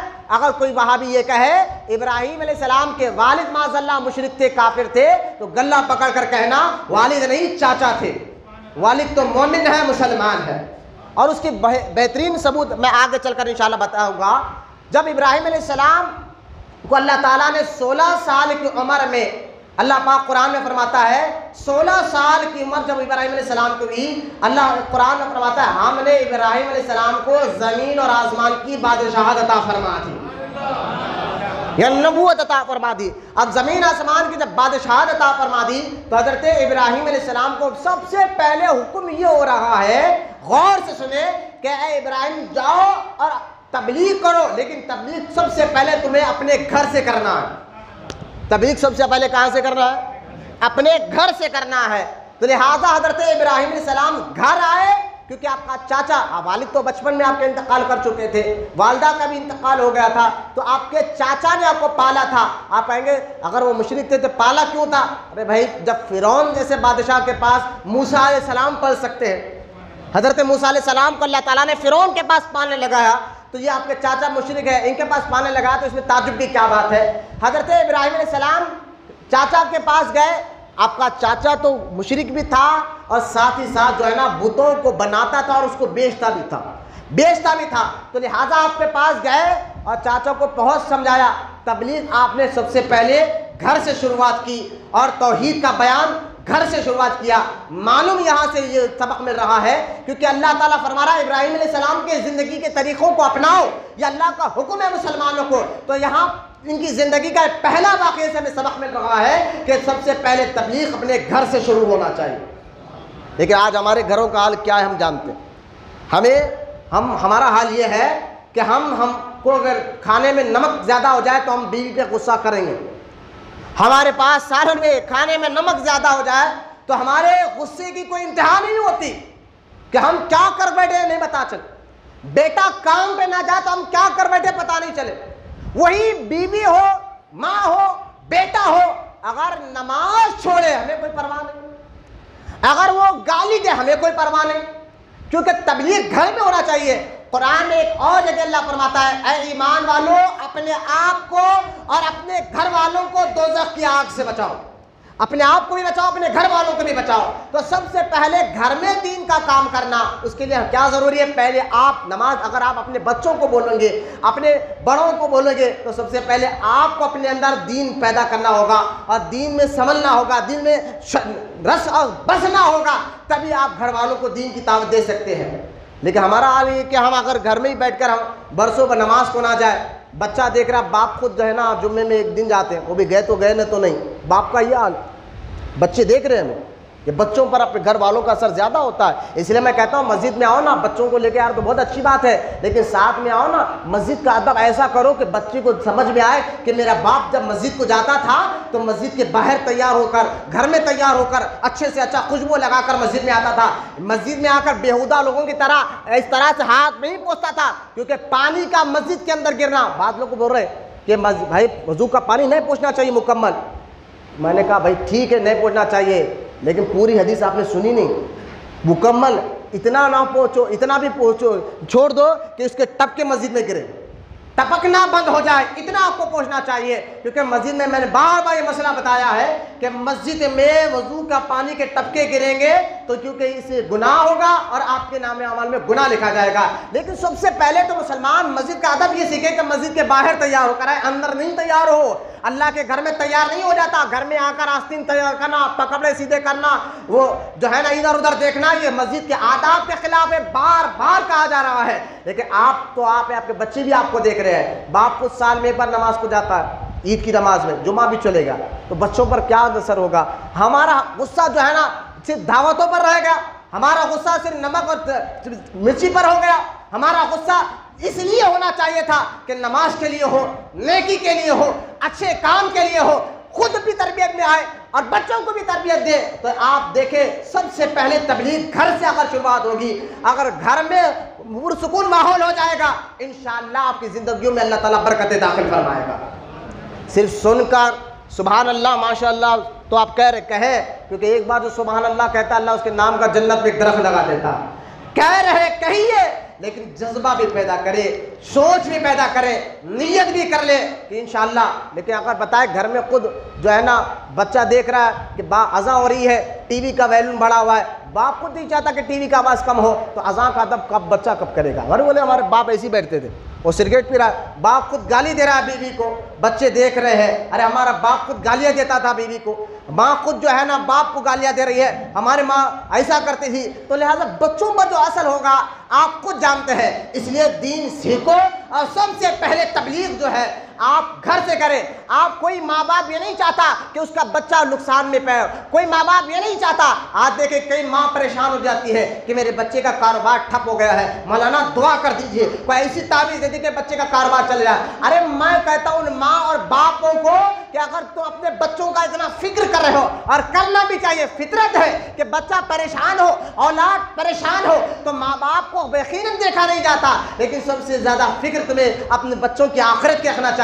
جب آخرت میں اگر تمہارا بچہ تمہاری آنکھوں کے سامنے دوزخ کے گڑھے میں ڈالا جائے، اس وقت کوئی نہیں بچا سکے گا، اس وقت تم کیا کرو گے؟ میں کہتا ہوں اس لیے کہ تمہیں اپنے بچوں کی دنیا سنورنا ہے تو ساتھ ہی ساتھ ان کی آخرت بھی آپ کو نظر رکھنا ہوگا کہ میرا بچہ نماز پڑھ رہا نہیں پڑھ رہا، خود بھی نمازی بنے، خود بھی داڑھی والے بنے، خود بھی ادب والے بنے، بچوں کو بھی سکھائے، تاکہ آپ کے بچے دیکھ کر کہے کہ میرا باپ بھی عاشق رسول ہے، میں بھی عاشق رسول ہوں، میرا باپ بھی غداروں سے کوئی تعلق نہیں رکھتا تھا نبی کے، اور میں بھی اپنے باپ کے نقش قدم پر چل کر نبی کے غداروں سے کوئی تعلق نہیں رکھوں گا۔ یہ مزاج تمہیں پیدا کرنا ہوگا اور بنانا ہی ہوگا، تبھی آپ کے گھروں میں سکون آئے گا، تبھی آپ کے گھروں میں برکتیں آئے گی، تبھی آپ کے گھروں میں امن آئے گا، تبھی آپ کے گھروں سے امن شانتی۔ پہلے گھروں میں غوث و خواجہ کیوں پیدا ہوتے تھے؟ آپ دیکھیں کسی گھر میں غوث اعظم پیدا ہو رہے ہیں، کسی گھر میں غریب نواز پیدا ہو رہے ہیں، کسی گھر میں بندہ نواز پیدا ہو رہے ہیں، کسی گھر میں نظام الدین اولیاء پیدا ہو رہے ہیں۔ آپ تحقیق کر کر دیکھ لیں کہ ان کے گھر میں پیدا ہو رہے ہیں تو ان کے ماں باپ کتنے اعلیٰ قسم کے تھے۔ خود بابا فرید گنج شکر کی والدہ روزانہ کہتی بیٹا نماز پڑھو، بچے تھے، پوچھ لیا ماں سے کہ نماز پڑھے تو ملتا کیا ہے، ملتا کیا ہے؟ بابا فرید کو میٹھے سے بڑی محبت تھی، ماں نے کہا بیٹا نماز پڑھے گو تو اللہ تمہیں شکر عطا فرمائے۔ وہ گئے وضو کرنے، ماں نے جانماز بچھائی اور ایک شکر کی پڑیا جو ہے نا جانماز کے نیچے رکھ دی۔ والد بابا فرید آئے، نماز پڑھے اور کہا ماں شکر، کہا بیٹا جانماز اٹھا، جیسا مصلی اٹھانا تھا شکر وہاں مل گئے۔ آپ کو بڑی خوشی ہوئی کہ بھائی نماز پڑھو تو اللہ شکر دیتا ہے، یہ سوچ کر روز نماز پڑھنے لگے۔ ایک دن باہر سے وضو کر آئے، خود مصلی بچھا کر نماز کے لیے کھڑے ہونے جائے۔ ماں نے کہا بیٹا فرید آج تم وضو نہیں کرو گے؟ کہا ماں باہر سے وضو کر آیا ہو۔ خود مصلی بچھا کر نماز کے لیے کھڑے ہو گئے۔ ماں بھی تو ماں تھی، کہنے لگی اے اللہ یہاں تک لانا میرا کام تھا، تو جانتا ہے فرید جب وضو کرتا تھا تو میں مصلی بچھا کر اس کے مصلی کے نیچے شکر کی پڑیاں رکھ دیتی تھی، لیکن آج خود وضو کر آیا ہے، خود مصلی لے کر بچھایا ہے۔ مولا یہاں تک لانا میرا کام تھا، میں چاہتی تھی یہ نمازی بنے، یہ تیرا ذکر کرنے والا بنے، یہاں تک لانا میرا کام تھا، آگے تیری مرضی ہے۔ ماں کی دعا ضرور قبول ہوتی ہے، اللہ نے دعا کو قبول فرمایا۔ حضرت بابا فرید نے نماز پڑھنے کے بعد کہا ماں شکر، کہا بیٹا مصلی اٹھاؤ۔ مصلی اٹھائے تو حیران ہو گئے، روز شکر کی پڑیاں ہوتی تھی، آج شکر کا حوض مصلی کے نیچے تھا۔ ماں نے کہا، فرید نے کہا بابا فرید نے، ماں یہ کیا روز تو پڑیاں رکھتی تھی، آج تو ایک حوض آ گیا ہے۔ فرمایا بیٹا روز میں رکھا کرتی تھی، آج خدا نے تیرے لیے رکھ دیا۔ تو لہٰذا اگر بچوں کو اس طرح لالچ دے اچھی طریقے سے، لیکن دین سکھاؤ خدا کے واسطے۔ جہاں آپ بچوں کو ڈاکٹر بنانا چاہتے ہیں، انجینئر بنا، میں کہتا ہوں انگلش پڑھانا بچوں میں کوئی عیب نہیں ہے، ہم کہتے ہیں پڑھاؤ بچوں کو انگلش، لیکن انگریزی سکھاؤ، انگریزیت مت سکھاؤ، ان کی عادتیں مت سکھاؤ، ان کی مزاج بچوں میں منتقل ہونے نہ دو۔ اپنے بچوں کو کم سے کم عقیدہ کیا ہے بتاؤ، خود سیکھو گے تو تم بھی بتاؤ گے، کیونکہ حضرت ابراہیم علیہ السلام کی زندگی کو اپنانے کا اللہ حکم دے رہا ہے، اور جو ہے نا سرکار کے کئی احادیث مبارکہ بھی ہے اور قرآن کی آیت بھی ہے کہ اے ایمان والو اپنے آپ کو اور اپنی اولاد کو دوزخ کی آگ سے بچاؤ۔ تو حضرت ابراہیم علیہ السلام نے سب سے پہلے تبلیغ کہاں سے شروع کی؟ سب مل کر بولے کہاں سے؟ کوئی آ رہا کوئی جا رہا، ادھر ادھر مت دیکھے، ادھر دیکھے۔ اگر کسی کو ابھی بول رہا ٹائم پاس کرنا ہے جاؤ باہر لے کر دو، یہ دیوانوں کی محفلیں سکون سے بیٹھو، نظر ادھر رکھے اور بالکل توجہ کے ساتھ سنیں۔ آج ہم یہی حال ہمارا ہو گیا ہے، ہم روڈیو پہلوانوں کے ساتھ تو سکون سے بیٹھ جاتے ہیں، لیکن اللہ کے گھر میں بیٹھنے کے لیے بے چینی ہونے حال ہے۔ لہٰذا چبوتروں پر بیٹھنا، ہوٹلوں میں بیٹھنا ہمارے لیے آسان ہو گیا، گھنٹوں بیٹھ جائیں گے دوستوں کے ساتھ بیٹھ کر، شکایتیں چغلیاں تو پوچھو مت، کیا کیا ہم باتیں کرتے ہیں، لیکن اللہ کے گھر میں بیٹھیں گے تو بے چینی ہمارے چہروں پر ظاہر ہو رہی ہے، اس لیے ہم رسوا ہو رہے ہیں ہر جگہ، ہمیں دبایا جا رہا ہے ہر جگہ ہمیں مٹانے کی کوشش کی جا رہی ہے۔ خیر میں ایک اسی بات پر اگر موضوع لمبا کروں تو بہت زیادہ ہو جائے گا۔ ابراہیم علیہ السلام نے سب سے پہلے تبلیغ جو ہے اپنے گھر سے شروع کی، اور پھر چاچا کو سمجھایا، جب چاچا نہیں سمجھے تو آپ باہر نکلے، لوگوں کو سمجھانا شروع کیا، لوگوں سے کہا کہ تم چاند کی عبادت کرتے ہو، رات ہوئی، رات ختم ہوئی، کہا صبح، پھر میں رات والا خدا کہاں گیا تمہارا، پھر صبح لوگوں نے کہا ہم تاروں کی عبادت کرتے ہیں، صبح ہوئی تو کہا رات والا خدا کہاں گیا تمہارا، کسی نے کہا ہم سورج کی عبادت کی، پھر رات ہوئی تو ابراہیم علیہ السلام نے کہا کہ کہاں گیا تمہارا خدا رات میں، تو لہٰذا تو لوگوں نے کہا کہ ابراہیم کہنا کیا چاہتے ہو، کہا دیکھو جس کو تم اپنے ہاتھ سے بناتے ہو اس کو نہ وہ تمہیں نفع دے سکتا ہے نہ نقصان دے سکتا ہے، نہ تمہیں بچا سکتا ہے۔ یہ سمجھانے کے لیے ابراہیم علیہ السلام نے ایک پتھر کی مورتی لی اور پانی میں ڈبا کر بتایا دیکھو اس کو میں ڈبا رہا ہوں، یہ بچائے گا اپنے آپ کو، جو خود کو نہیں بچا سکتا وہ تمہیں کیا بچائے۔ کس پیارے انداز سے ابراہیم علیہ السلام نے خدا کی توحید کو منوایا ہے، بولو نا سبحان اللہ، بہت پیارے انداز سے کہا۔ اچھا یہ آیت ابراہیم علیہ السلام جو بتا رہے ہیں، کس کو بتا رہے ہیں؟ جو بتوں کی عبادت کرتے تھے ان کو بتا رہے ہیں۔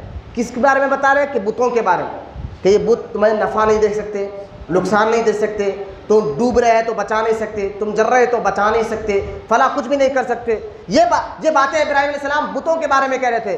وہابی اور اسی آیت کو وہابی کیا کرتے معلوم؟ اولیاء اللہ کے بارے میں پڑھتے، بزرگوں کے بارے میں پڑھتے ہیں کہ یہ بزرگان تمہیں نفع نہیں دے سکتے، نقصان نہیں دے سکتے۔ کہاں لکھا بولے قرآن میں؟ ہم نے کہا بیوقوف، جو یہ آیتیں ہیں قرآن میں اللہ کے نیک بندوں کے لیے نہیں اترا، یہ آیتیں تو اللہ تعالیٰ نے بتوں اور مشرکوں کے بارے میں اتارا ہے۔ یہ تم مسلمانوں کے بارے میں کیوں پڑھ رہے ہو؟ جہاں قرآن میں اللہ تعالیٰ نے بتوں اور مشرکوں کے بارے میں بتایا ہے، وہیں پر اللہ پاک نے قرآن میں حضرت عاصم بن برقیہ جو اللہ کے نبی سلیمان علیہ السلام کے دور کے ولی تھے، ان کی طاقت، ان کے پاور بھی بتایا۔ بولو محبت سے سبحان اللہ۔ سورہ نمل 19واں پارہ اٹھا کر دیکھے، عاصم بن برقیہ رضی اللہ تعالیٰ ان کی طاقت پاور کو آپ نے اللہ تعالیٰ نے قرآن میں ذکر فرمایا ہے۔ تو اللہ کے نیک بندے کیا کر سکتے ہیں قرآن یہ بھی بتا رہا ہے، مورتی کچھ نہیں کر سکتی، لیکن اللہ کے نیک بندوں کو اللہ خود طاقت عطا فرماتا ہے۔ لہٰذا میں اس بات پہ نہیں جاتا۔ یہ ساری باتیں سمجھانے کے بعد پھر بھی وہ قوم سمجھنے نہیں لگی۔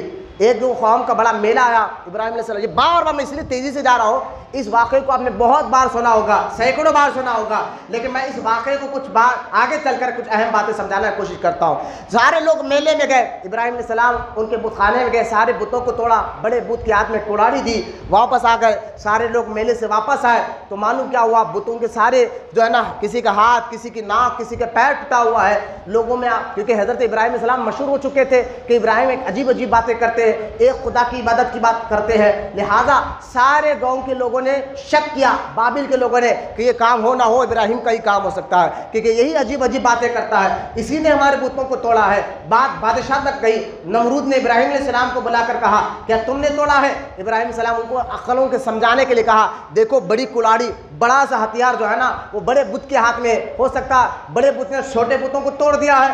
تو اب دیکھو نمرود کہنے لگا، سارے لوگ کہنے لگے ارے یہ بت تو چل نہیں سکتے، کچھ کر نہیں سکتے۔ تو ابراہیم علیہ السلام نے کہا تمہاری عقلوں ابھی تمہاری عقل روشن نہیں ہو رہی، جو چل نہیں سکتا خود کو بچا نہیں سکتا تمہیں کیا بچائے گا؟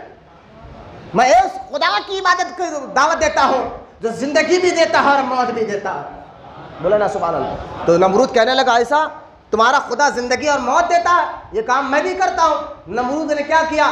ایک قید خانے سے دو آدمی کو بلایا، ایک کو قتل کیا، دوسرے کو آزاد کر دیا، کہا دیکھو زندگی موت تو میں بھی دیتا ہوں، اس کو میں نے مار دیا، اس کو آزاد کر دیا۔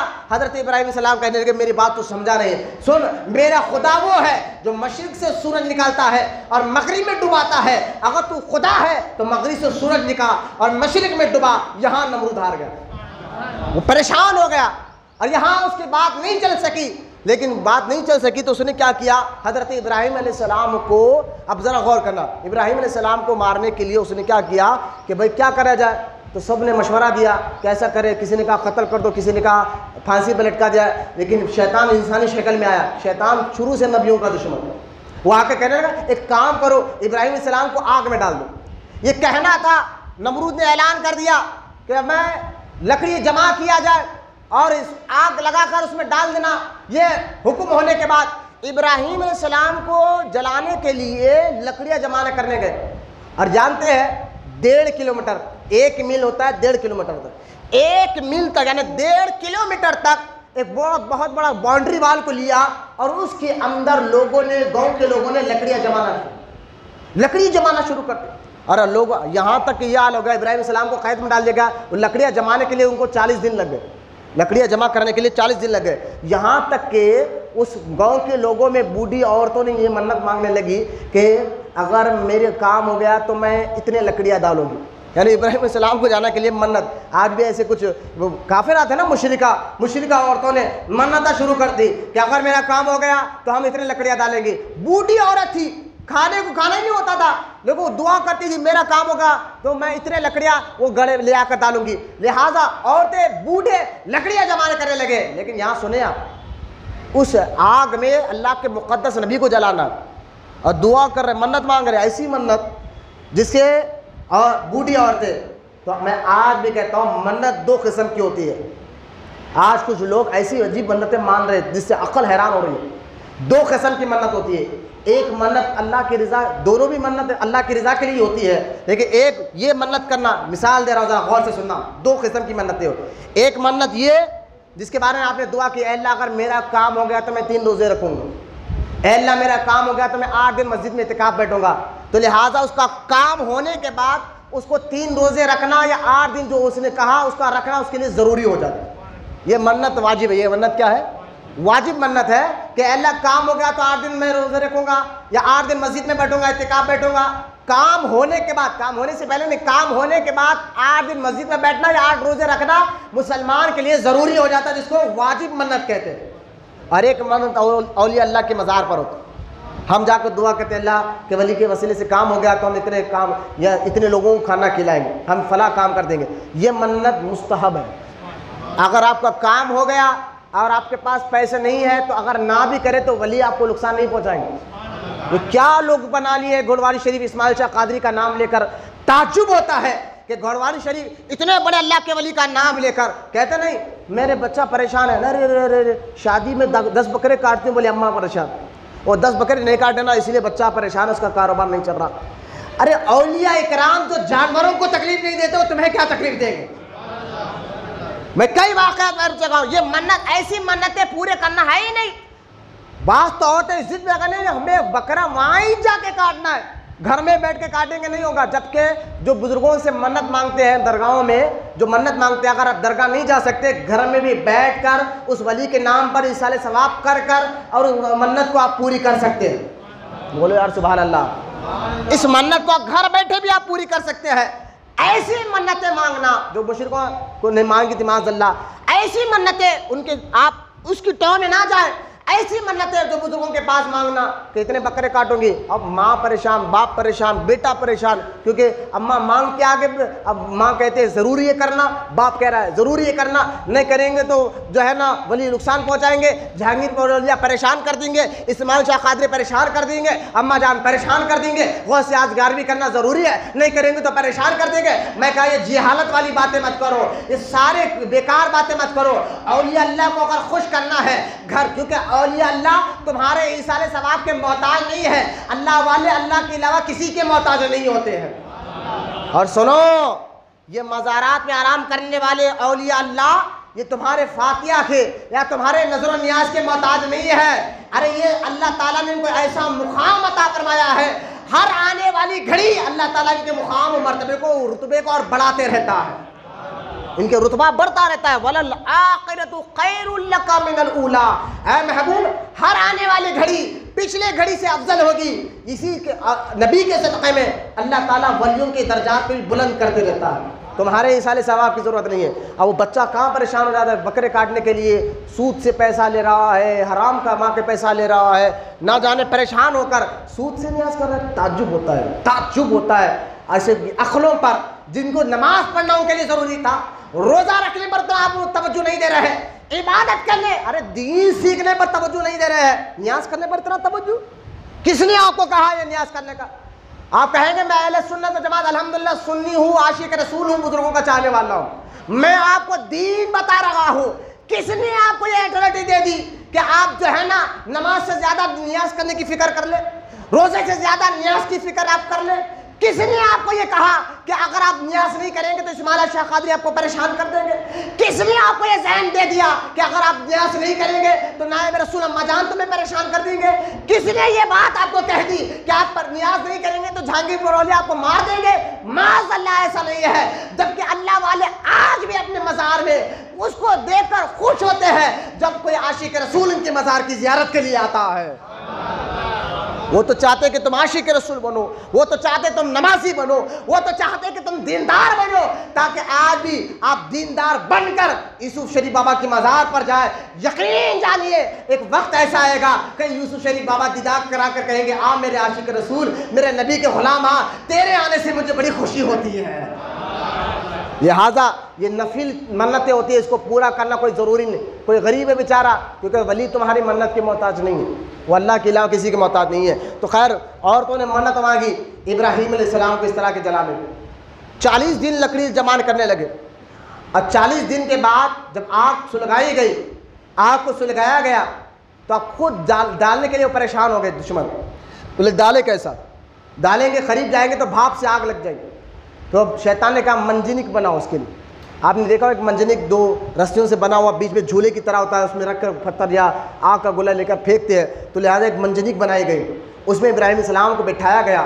اب جب بٹھا کر پھرا کر پھینکنے لگے تو فرشتے اللہ کی بارگاہ میں کہنے لگے اللہ یہ کیا، اس وقت زمین پر تیرے ابراہیم کے علاوہ تجھے کوئی ماننے والا نہیں، آج ان کو بھی جلا دیا جا رہا ہے، ان کو بھی آگ میں پھینکا جا رہا ہے۔ اللہ تعالیٰ نے کہا فرشتوں جاؤ، اگر تم چاہتے ہو کہ ابراہیم علیہ السلام کی مدد کرنا ہے تو کرو۔ زمین کا فرشتہ آیا، اے ابراہیم اگر چاہو تو اجازت دو تو میں زمین میں زلزلہ آؤں، پوری آگ زمین کے اندر چلے۔ ہوا کا فرشتہ کہتا ہے ابراہیم اگر تم چاہو تو میں ہوا اتنی تیز چلاؤں کہ آگ بجھ جائے۔ پانی کا فرشتہ آ کر کہتا ہے ابراہیم اگر تم چاہو تو اتنا پانی برساؤ کہ آگ بجھ جائے۔ ابراہیم علیہ السلام نے کہا کہ سنو مجھے تم سے حاجت نہیں، رب سے حاجت ہے۔ اب پھینکے جانے لگا، جبریل آ گئے سارے فرشتوں کے سردار، کہنے لگے اے ابراہیم خلیل اللہ اب تو بتائیے نا ابھی کوئی حاجت ہے آپ کی، اب میں بچاؤں گا آپ کو۔ ابراہیم علیہ السلام نے کہا اے جبریل یہ بتا یہ جو میری حالت ہے میرے رب کو خبر ہے یا نہیں ہے؟ کہا پوری خبر ہے۔ تو جب خبر ہے تو چھوڑ دو، وہ رب جلیل جانتا ہے میرے ساتھ کیا کرنا ہے۔ یہاں وہابی یہ کہتے دیکھیں ابراہیم علیہ السلام نے فرشتوں سے مدد نہیں مانگی، تم غوث اعظم کی مدد مانگتے ہو۔ میں نے کہا سنو ابراہیم علیہ السلام بڑے یا فرشتے بڑے، ان سے پوچھو، فرشتوں سے بڑے ابراہیم ہے، بولو نا سبحان اللہ۔ جبریل سے بڑے ابراہیم ہے، بڑے چھوٹوں سے کیوں مدد مانگیں گے؟ بڑے چھوٹوں سے کیوں مدد مانگیں گے؟ اگر ابراہیم علیہ السلام نے کہا یہ رب جلیل کو خبر ہے، اتنا کہنا تھا جبریل بھی ہٹے۔ ابراہیم علیہ السلام کو آگ میں ڈالا گیا، اللہ تعالیٰ نے اسی وقت قرآن میں آیات اتاری، فرمایا سلام علی ابراہیم، اے آگ ابراہیم پر سلامتی والی ٹھنڈی ہو جا۔ روایت میں تفسیروں میں آتا ہے اس وقت دنیا میں جہاں بھی آگ جل رہی تھی ساری آگ ٹھنڈی ہو گئی، آگ نے اپنی صفت جلانا بھول گیا، ساری آگ ٹھنڈی ہو گئی۔ ابراہیم علیہ السلام اس آگ میں 40 دن تک رہے۔ کتنے دن تک رہے؟ آخرکار نمرود نے اوپر چڑھ کر دیکھا کہ ابراہیم علیہ السلام تو آگ کے بیچوں بیچ بالکل ان کے لیے فرش بچھایا گیا اور تخت بچھایا گیا اور کچھ فرشتے ہوا کر رہے ہیں اور ابراہیم علیہ السلام سکون سے بیٹھے۔ ابراہیم علیہ السلام کو سکون سے دیکھ کر نمرود نے کہا یہ ہو نہ ہو یہ جادو کی آگ ہے، جادو کی آگ ہے۔ اور سب سے پہلے جس بوڑھے نے آگ لگائی تھی لکڑیوں کو، ان کو بلایا نمرود نے، کہا تو نے جادو کر آگ لگائی ہے اس لیے یہ آگ ابراہیم پر اثر نہیں کر رہی ہے، تو لہٰذا بادشاہ نے کہا اس بوڑھے کو بھی آگ میں پھینکو۔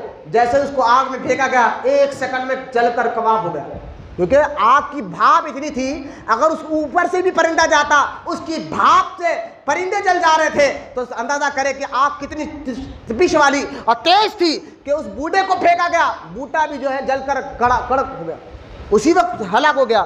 ابراہیم علیہ السلام پریشان، نمرود پریشان ہو گیا کہ ابراہیم پر آگ اثر کیوں نہیں کر رہی ہے۔ پھر نمرود نے محل پر چڑھ کر کہا ابراہیم تم جہاں بیٹھے ہو شاید وہاں آگ ٹھنڈی ہو گئی ہوگی، عقل دیکھے لو، چاروں طرف آگ ہے بیچ میں آگ ٹھنڈی ہو گئی ہوگی، اس نے حکم دیا کہ آگ برسایا جائے اور آگ برسانے کے لیے تیر برسایا گئے، 60,000 تیرے، کتنے 100 مل کر کتنے 60,000 تیرے لوگوں کا کہ آگ میں لگا کر تیر کمان سے چھوڑو، 60,000 تیرے وہاں چھوڑو جہاں ابراہیم بیٹھے ہوئے. تو 60,000 تیرے جہاں ابراہیم السلام بیٹھے تھے ان کے تخت کے پاس جو ہے نا کمان کے ذریعے آگ پھینکا گیا، تیروں کے ذریعے آگ پھینکا گیا، لیکن وہاں قریب آ کر آگ بالکل ٹھنڈی ہو جاتی. بولے نا سبحان اللہ. حالات کچھ بھی ہو، اگر بندہ اللہ پر یقین کرے نا تو پھر حالات سب آسان ہو جاتے ہیں. کبھی ایمان کا سودا نہیں کرنا. حالات کچھ بھی ہو، چاہے تم حق بول رہے ہو حق ہی بولو، دین پر ہو اور مضبوطی سے قائم رہو. کچھ بھی حالات ہو جائے، مصیبتیں کیسی بھی آ جائے، آپ دین کا دامن مت چھوڑو، پھر اللہ تمہیں کرم فرما کر ہی رہے گا، تمہاری مشکلوں کو دور کرے گا، مصیبتوں کو دور کرے گا. اب 60,000 تیریں بھی کام نہیں کر پائی تو حضرت ابراہیم علیہ السلام کو نمرود کہنے لگا، اے ابراہیم کیا تم آگ سے باہر آ سکتے ہو؟ فرمایا آ سکتا ہوں. 40 دن رہے. کتنے دن؟ تو بولے محبت سے کتنے دن رہے؟ 40 دن کے بعد نمرود نے کہا آ سکتے ہو باہر. وہ سوچا کہ جب باہر آئیں گے تو یہ باہر جو آگے جل جائیں گے. ابراہیم علیہ السلام واپس سے سلامتی اس کے ساتھ باہر آئے، اور باہر آ کر ابراہیم علیہ السلام نے کہا اب یہ میری قوم سدھرنے والی نہیں ہے. وہ سمجھا دیا. بابل شہر ابراہیم علیہ السلام نے چھوڑ دیا اور عراق کا دوسرا شہر فلسطین میں آ کر رہنے لگے. جب آپ نے وہاں بابل چھوڑا، فلسطین آ کر رہنے لگے، تو یہاں نمرود جو سنیں، جب ابراہیم علیہ السلام کو آگ میں ڈالا گیا تھا تو 2 جانور ایسے ہیں جو آگ کو بجھانا چاہتے تھے، وہ آگ کو، اور ایک جانور ایسا ہے وہ آگ کو تیز کرنا چاہتا تھا. وہ 3 جانور، 2 ایسے جو آگ کو بجھانا کی کوشش کر رہے ہیں اور ایک ایسا جو آگ کو تیز کرنا چاہتا تھا. وہ تینوں جانور کے بارے میں حدیث سنے آپ.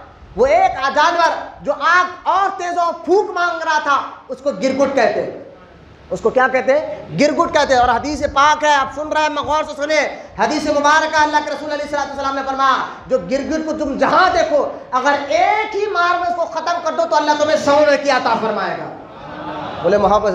اور مجھے بتائیے، جانور ہے، جانور کے دادا، سرکار دادا پردادا نے کیا گستاخی کی، آج تک اس کی نسلوں میں جتنے جانور پیدا ہوئے گرگٹ کے، اس کو ایک مار میں مارو تو 100 نہیں کیا. بولو نا محبت سے سبحان اللہ. اور دیکھیں نا، اس لیے جو نبی کا گستاخ ہوتا ہے گرگٹ کی طرح رنگ بدلتے رہتا ہے. کبھی جا کر سنیوں کو بولتا میں کسی کو برا نہیں بولتا ہوں، کبھی جیتا وہابیوں کو میں تمہارے ساتھ ہوں. تو یہ گرگٹ جیسی رنگ جو ہے نا نبی کے گستاخوں میں آتے رہتی ہے، گرگٹ جیسی چال نبی کے گستاخوں میں آتے رہتی ہے، وہابی بدعقیدوں میں آتے رہتی ہے.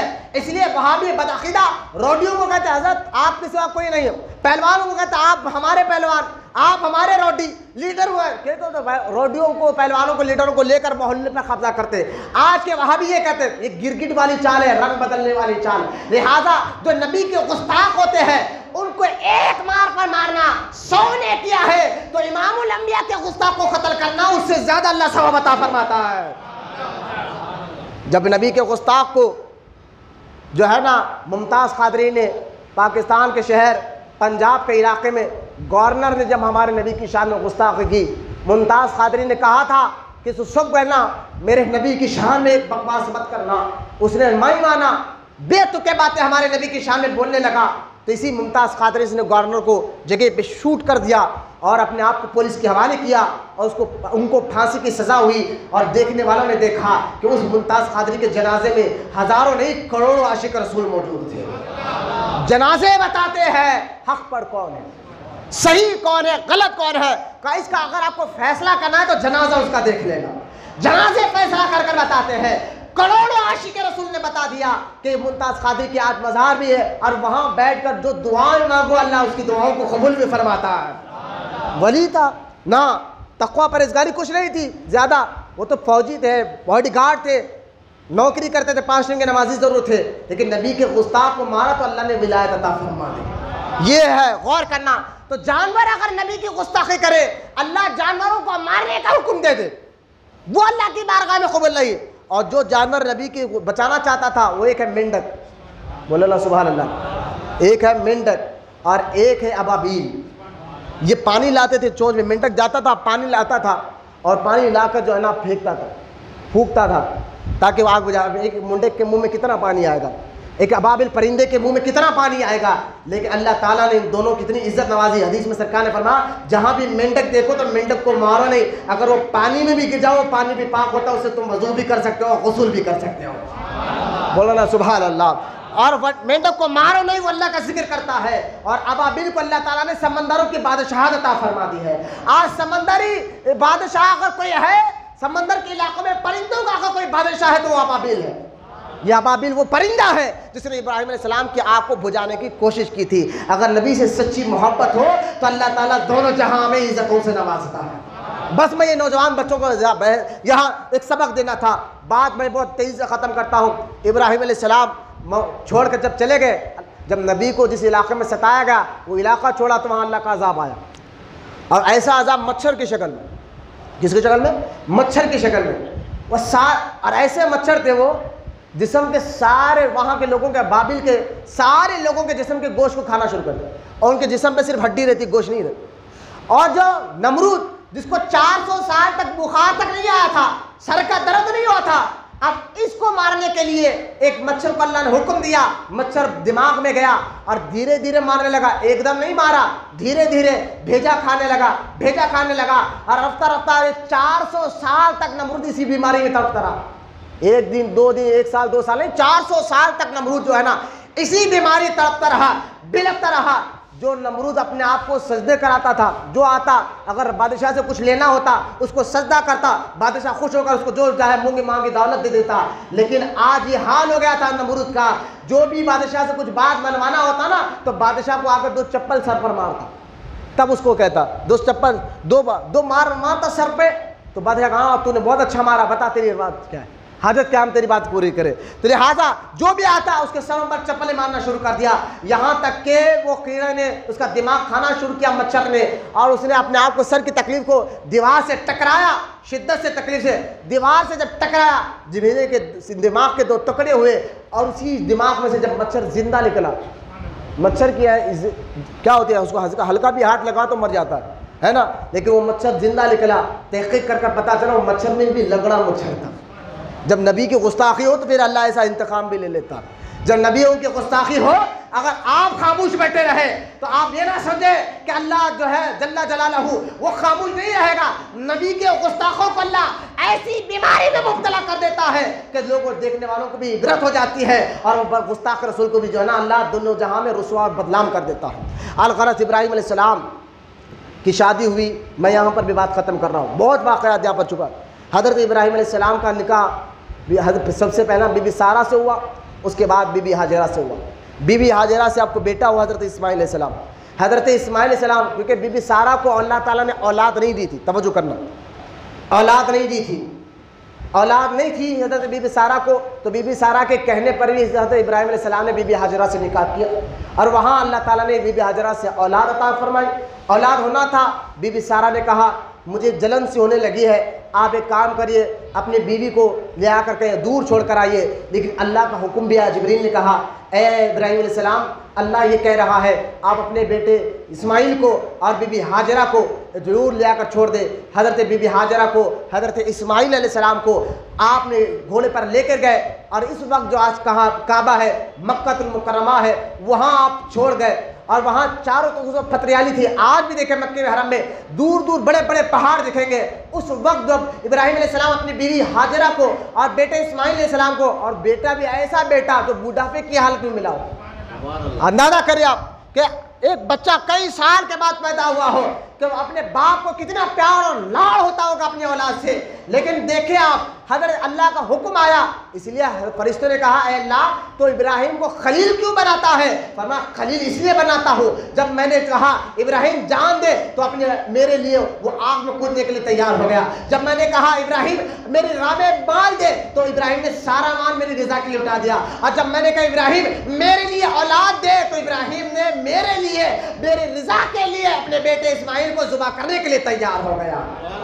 اس لیے میں نے ان کو خلیل بنایا، میں نے ان کو خلیل بنایا ہے. اور حضرت ابراہیم علیہ السلام نے ایک مرتبہ مجھے سنیے، میں اکثر تقریر میں یہ بات چھوڑ دیتا ہوں، سنا نہیں چاہتا ہوں کہ آپ کو سنا دوں.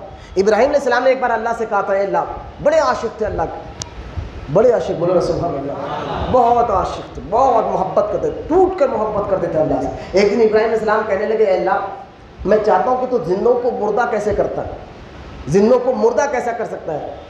تو اللہ پاک نے فرمایا ابراہیم مجھ پر یقین ہے؟ کہا اے اللہ یقین تو بہت ہے. لیکن میں دیکھنا چاہتا ہوں کہ تو مردوں کو زندہ کیسا کرتا ہے۔ اللہ نے فرمایا ابراہیم ایک کام کر، 4 پرندے لے، ان کے سروں کو کاٹ، سر اپنے پاس رکھ، ان کے جسموں کو خیمہ بنا دے اور پورے گوشت کو ایک ٹکڑا ایک ملا دے، ملا کے ایک پہاڑ پر رکھ دے۔ ابراہیم علیہ السلام نے ایک کبوتر کو پکڑا، ایک کوے کو پکڑا، ایک مرغے کو پکڑا اور ایک مور کو پکڑا۔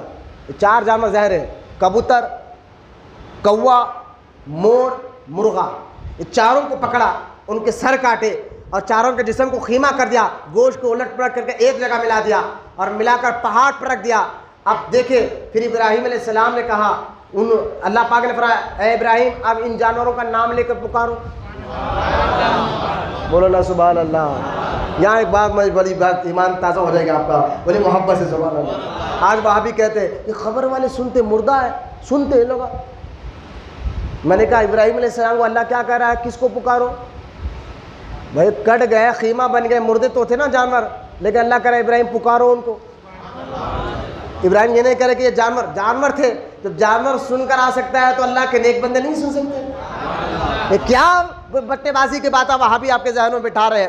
ذرا غور کریں، ابراہیم علیہ السلام نے ان چاروں کے منڈوں کو اپنے پاس رکھا، جسموں کا خیمہ کیا، ایک جگہ ملیا، پہاڑ پر رکھے، دور اٹھا کر پکارا اے مور، اے کبوتر، اے جو ہے نا مرغا، ابھی سمجھے مرغا ہے، کبوتر ہے، کوا ہے، مور ہے، چاروں کا نام لے کر پکارا تو چاروں کے چاروں کا گوشت الگ الگ ہو کر ان کا دھڑ بنے اور قریب آ کر مور نے اپنا منڈا لگایا، کبوتر نے اپنا منڈا لگایا اور جو ہے نا مرغے نے اپنا منڈا لگایا اور جو ہے چاروں جانوروں نے یعنی کوے نے اپنا منڈا لگایا اور آسمان پر اڑ۔ یہ میں آپ کو کوئی حدیث کا واقعہ نہیں، نہ آپ کو کوئی قصہ کہانی سنا رہا ہوں، یہ قرآن پاک سنا رہا ہوں آپ کو۔ سورہ ابراہیم، حضرت سورہ مریم پڑھ کر دیکھیں، سورہ انبیاء پڑھ کر دیکھیں، یہ سارا واقعہ ابراہیم علیہ السلام نے جو اللہ سے کہا تھا یہ سارا واقعہ لکھا ہوا ہے۔ لیکن یہاں ایک بات بتاتا ہوں میں آپ کو، ابراہیم علیہ السلام نے 4 جانور ہی کو کیوں چنا؟ تو اس کی وجہ یہ ہے کہ کوے میں لالچ زیادہ ہے، کوے میں کیا ہے؟ لالچ زیادہ ہے، اور کبوتر میں دوستی کرنے کی عادت زیادہ ہے، کبوتر دوستی جلدی کر لیتا ہے لوگوں سے، اور جو ہے نا مرغے میں شہوت زیادہ ہے، جنسی تسکین زنا شہوت مرغے میں زیادہ ہے، اور جو ہے مور میں ریاکاری زیادہ ہے، جب اس کو کوئی دیکھتا تو پرا کھول کر ناچنے لگ جاتا ہے، یعنی دکھاوا ریاکاری زیادہ ہے۔ اب یہ 4 چیزیں حضرت سیدنا عبد الوحید بلگرامی رضی اللہ تعالیٰ عنہ اپنی کتاب ثنا ثنابل شریف میں فرماتے ہیں، ایک ہے لمبی یعنی لالچ، دوسرا ہے غیر ضروری دوستی کرنا، تیسرا ہے شہوت اور چوتھا ہے ریاکاری۔ یہ 4 چیزیں اگر بندہ اپنے اندر سے نکالے، بولے سبحان اللہ، اور محبت سے بولے سبحان اللہ، ہاں لالچ اپنے اندر سے نکل جائے۔ لیکن لالچ سرکار فرماتے ہیں اگر یہ لالچ جیسی بیماری میری امت کے لوگوں میں پڑ جائے نا، بوڑھا بھی ہوگا تو نہیں چھوڑے گا، ہاں خبر کی مٹی اس کو بند کریں گے۔ آپ دیکھ لیں، آپ ارے حضرت بڑے ہو گئے اب تو داڑھی رکھ لو، نہیں ابھی کیا ٹائم ہے بھی آگے رکھیں گے۔ ارے بھائی صرف بوڑھوں کے لیے نہیں، سب کے لیے داڑھی رکھنا واجب ہے۔ ایک مٹھی داڑھی رکھنا ہر مسلمان، صرف مولویوں کے لیے نہیں ہے، صرف مسجد کے اماموں یا مؤذن کے لیے نہیں ہے، یہ سنت ہر مسلمان کے لیے ہے۔ ارے اب تو نماز پڑھو نا، ابھی ٹائم ہے، ابھی جوانی میں محنت کرو، آگے چل کر داڑھی رکھیں گے، آگے چل کر اللہ اللہ کریں گے۔ ہم نے اس لیے علماء کہتے ہیں اللہ تعالیٰ کو جوانی کی جو عبادت ہے بوڑھے سے زیادہ پسند ہے، کہ جوانی کی عبادت ہے، اپنی جوانیوں کو بیکار فحش آوارہ گردی میں مت گزارو، لہٰذا لالچ کے چکر میں مت گزارو۔ اگر یہ بیماری تمہیں لگ جائے، فرمایا گیا پھر یہ صرف خبر کی مٹھی ہی بند کر سکتی ہے۔ دیکھیں بوڑھا بھی ہوتا ہے نا اپنی جو ہے نا پھر اپنی پراپرٹی پر ایسا نظر رکھے بیٹھا ہے بھائی ہونا ہے بس ہے، تو لہٰذا لالچ اپنے اندر سے نکلو۔ بندہ اللہ کے قریب کب بنتا ہے؟ جب اس کے اندر سے لالچ نکل جائے۔ دوسرا غیر ضروری دوستی کرنا، جو کبوتر کو آپ نے ذبح کیا تھا، غیر ضروری دوستی کو کرنا۔ تو لہٰذا آج بھی دیکھیں بچے کئی آج جو ہے نا دوستی سے آپ اتنا پرہیز کرنا ہے، علماء کہتے ہیں اس لیے بیٹھے گھر میں بیٹھو، کام کے بعد گھر میں بیٹھو، لیکن کسی کو دوست نہ بناؤ، کیونکہ آپ کو پتہ نہیں کہ دوست کس کو بنانا ہے۔ آج دوست کیسے ہونا ہے وہ بھی حدیث میں بیان فرمایا گیا ہے۔ آج دوست بنانا ہے تو یوسف بابا نے شریف بابا کو دوست کیسا بنایا تھا؟ حرم میں مکے میں ان کی دوستی ہوئی تھی، اور جب یہ آئے تھے آج ہی کا دن 5 ذی القعدہ کو جب آپ انتقال کر گئے یوسف بابا، شریف بابا باہر گئے ہوئے تھے، آئے کہا دوست کہ ہم مکے میں قسم کھائے تھے کہ ساتھ جئیں گے ساتھ مریں گے، آپ ایسے کیسے جا سکتے ہیں؟ یوسف بابا پہلے انتقال کر گئے تھے، شریف بابا باہر سے آئے، دیکھیں میرے دوست تو چلے گئے، انتقال ہو گیا ہے، کہا نہیں ہم ساتھ جئیں گے ساتھ ہی مریں گے۔ حضرت یوسف بابا کفن لیے اوڑھ کر بیٹھے، اللہ نے ان کی بھی روح نکال لیتی ہے۔ بولو نا محبت سے سبحان اللہ۔ یہ دوستی جو تمہیں نماز کا سکھائے، وہ دوست جو تمہیں روزے کے بارے میں سکھائے، وہ دوست جو تمہیں دین کے بارے میں سکھائے، وہ دوست نہیں جو تمہیں لڑکیاں پٹانے میں ساتھ دے، وہ دوست نہیں جو تمہیں شراب میں تمہیں ساتھ دے، وہ دوست نہیں جو زنا کے اڈوں میں تمہیں لے جائے، وہ دوست نہیں جو فونوں پر غلط چیزیں آپ کے سامنے دکھائے، ارے وہ دوست نہیں جو روڈی ہو پہلوان ہو۔ اس لیے کہا نا آج زیادہ تر بچے دوستوں کی صحبت میں بگڑ رہے ہیں، آپ دیکھ لیں، آپ دوست ہی ایسا دوستی ایسی کر رہے ہیں، شرابیوں سے، روڈیوں سے، پہلوانوں سے، ایسا دوست جو تمہیں آوارہ گردی کی باتیں بتائے، گندی گندی باتیں بتائے، گندے میسج بتائے، گندے ویڈیو بتائے، وہ آپ کا خاص دوست بن رہا ہے۔ لہٰذا اگر یہ دوستی آپ کو کرنا ہے، جس کو چھوڑنا ہے، اللہ تک پہنچنا ہے، تو آپ دیکھیں اگر دوستی ختم کریں اپنے اندر سے، صحیح دوست کو چلائیں۔ ایک ہے دوستی، اور تیسرا کیا تھا؟ شہوت، جنسی تسکین، زنا۔ ارے 10 منٹ کے زنا کے لیے تو اپنے حدیث میں سرکار نے فرمایا جب بندہ غیر عورت سے تعلق رکھتا ہے، جب اس کا جسم ملتا ہے، اللہ اس کے دل سے ایمان کو نکال لیتا ہے۔ اگر اسی حالت میں مر جائے تو پھر سمجھے کیا ہے، پھر وہ گندی حالت سے ہٹ الگ آتا ہے، تب اس کے اندر پھر ایمان واپس آتا ہے۔ لہٰذا آپ غور کریں، 10-5 منٹ کے لیے، 2-3 منٹ کے لیے جس کی تسکین، اس کو اگر آپ قربان کریں۔ اور تیسرا چوتھی چیز ہے ریاکاری، دکھاوا۔ اگر آپ قربانی کر رہے ہیں اللہ کی رضا کے لیے، نماز پڑھ رہے ہیں، نیت آپ کو اللہ کی رضا کے لیے، کسی کو اچھی بات کر رہے ہیں، نیت اللہ کی رضا کے لیے، آپ اچھا اللہ کی راہ میں خیرات کر رہے ہیں، دل میں نیت ہو اللہ کی راہ کے لیے، لیکن اگر آپ کو کہے کہ لوگ مجھے سخی کہے اس لیے میں خیرات دے رہا ہوں، لوگ مجھے بڑا آدمی کہے اس لیے میں زیادہ پیسہ دے رہا ہوں، مسجد کے لیے پیسہ دے رہا ہوں، اس کے لیے پیسہ دے رہا ہوں، اس کے لیے کر رہا ہوں، لوگ مجھے ریاکار، لوگ مجھے کہیں یہ نمازی ہے، یہ عبادت گزار ہے، تو یاد رکھے یہ دکھاوا، ریاکاری، سرکار نے فرمایا یہ چھوٹا شرک ہے۔ چھوٹا شرک ہے، بڑا شرک ایک ہوتا ہے جو اللہ کے علاوہ کسی اور کو خدا مان لے رہا، لیکن سرکار فرماتے ہیں میری امت یہ نہیں کرے گی۔ ہاں چھوٹا شرک ضرور کرے گی، دکھاوا، ریاکاری۔ اب 4 چیزیں اگر بندہ، لالچ، شہوت، غیر فضول دوستی اور جو ہے نا ریاکاری، بندہ اگر یہ 4 چیزیں نکالے، ابراہیم علیہ السلام نے میدان میں یہ 4 جانوروں کو ذبح نہیں کیا تھا، اپنے اندر کے 4 چیزوں کو ذبح کیا تھا۔ بولو نا سبحان اللہ۔ تو اللہ تعالیٰ کی قدرت کے جلوے آپ کو نظر آ گئے، اللہ کی قدرت کے جلوے آپ کو نظر آ گئے۔ اگر آج بھی کوئی مسلمان اپنے اندر سے یہ 4 چیزیں نکال دے تو اللہ تعالیٰ اس کو فرشتے بھی نظر آئیں گے اور اللہ اپنا اس کو قرب بھی عطا فرمائے گا۔ بولے محبت سے سبحان اللہ۔ حضرت ابراہیم علیہ السلام نے اپنی بیوی کو جب چھوڑا، میں بہت تیزی سے ختم کرتا ہوں، یہاں بھی روک کر میں واقعات بتا رہا ہوں۔ بی بی ہاجرہ نے ایک ہی سوال کیا، جب چھوڑ کر جانے لگے، کہا کیوں جا رہے ہو؟ جواب نہیں دیا۔ بی بی ہاجرہ نے ایک کہا کہ سنو ایک بات بتا کے جاؤ، یہ اللہ کا حکم ہے؟ بولو نا سبحان اللہ۔ بی بی ہاجرہ نے کہا یہ اللہ کا حکم ہے؟ ابراہیم علیہ السلام ہاں یہ رب کا حکم ہے۔ کہا جائیے۔ آج اگر ہماری ماں اور بہنوں میں اللہ پر توکل، اللہ پر ایسا یقین پیدا ہو جائے نا، ہونا چاہیے، تو پھر وہ اپنے شوہر کو یا اپنے بیٹوں کو یہ نہیں کہیں کہ بیٹا حرام کما، بیٹا کچھ بھی کما پیسہ لے، یہ نہیں کہیں گی۔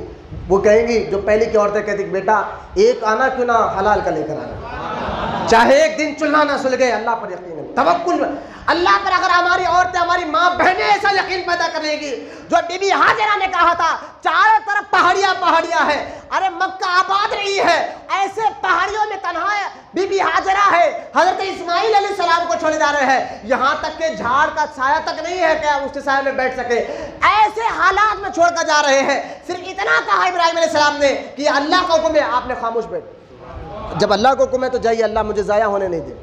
جب ابراہیم علیہ السلام نے چھوڑ کر گئے، بیٹے کو پانی کی پیاس لگی، صفا اور مروہ پر بی بی ہاجرہ نے 7 چکر لگائے پانی کے، اور یہ ادا اللہ کو اتنی پسند آئی۔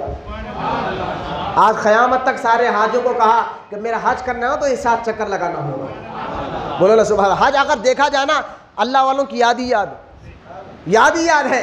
یہ صفا مروہ میں 7 چکر لگاتے ہیں، بی بی ہاجرہ کی یاد ہے، جو اللہ کو اتنی پسند آئی، اللہ نے قیامت تک کے مسلمانوں کو حکم دے دیا میرے گھر کو آؤ، طواف کرو نا، طواف کے بعد 7 چکر بھی کرو۔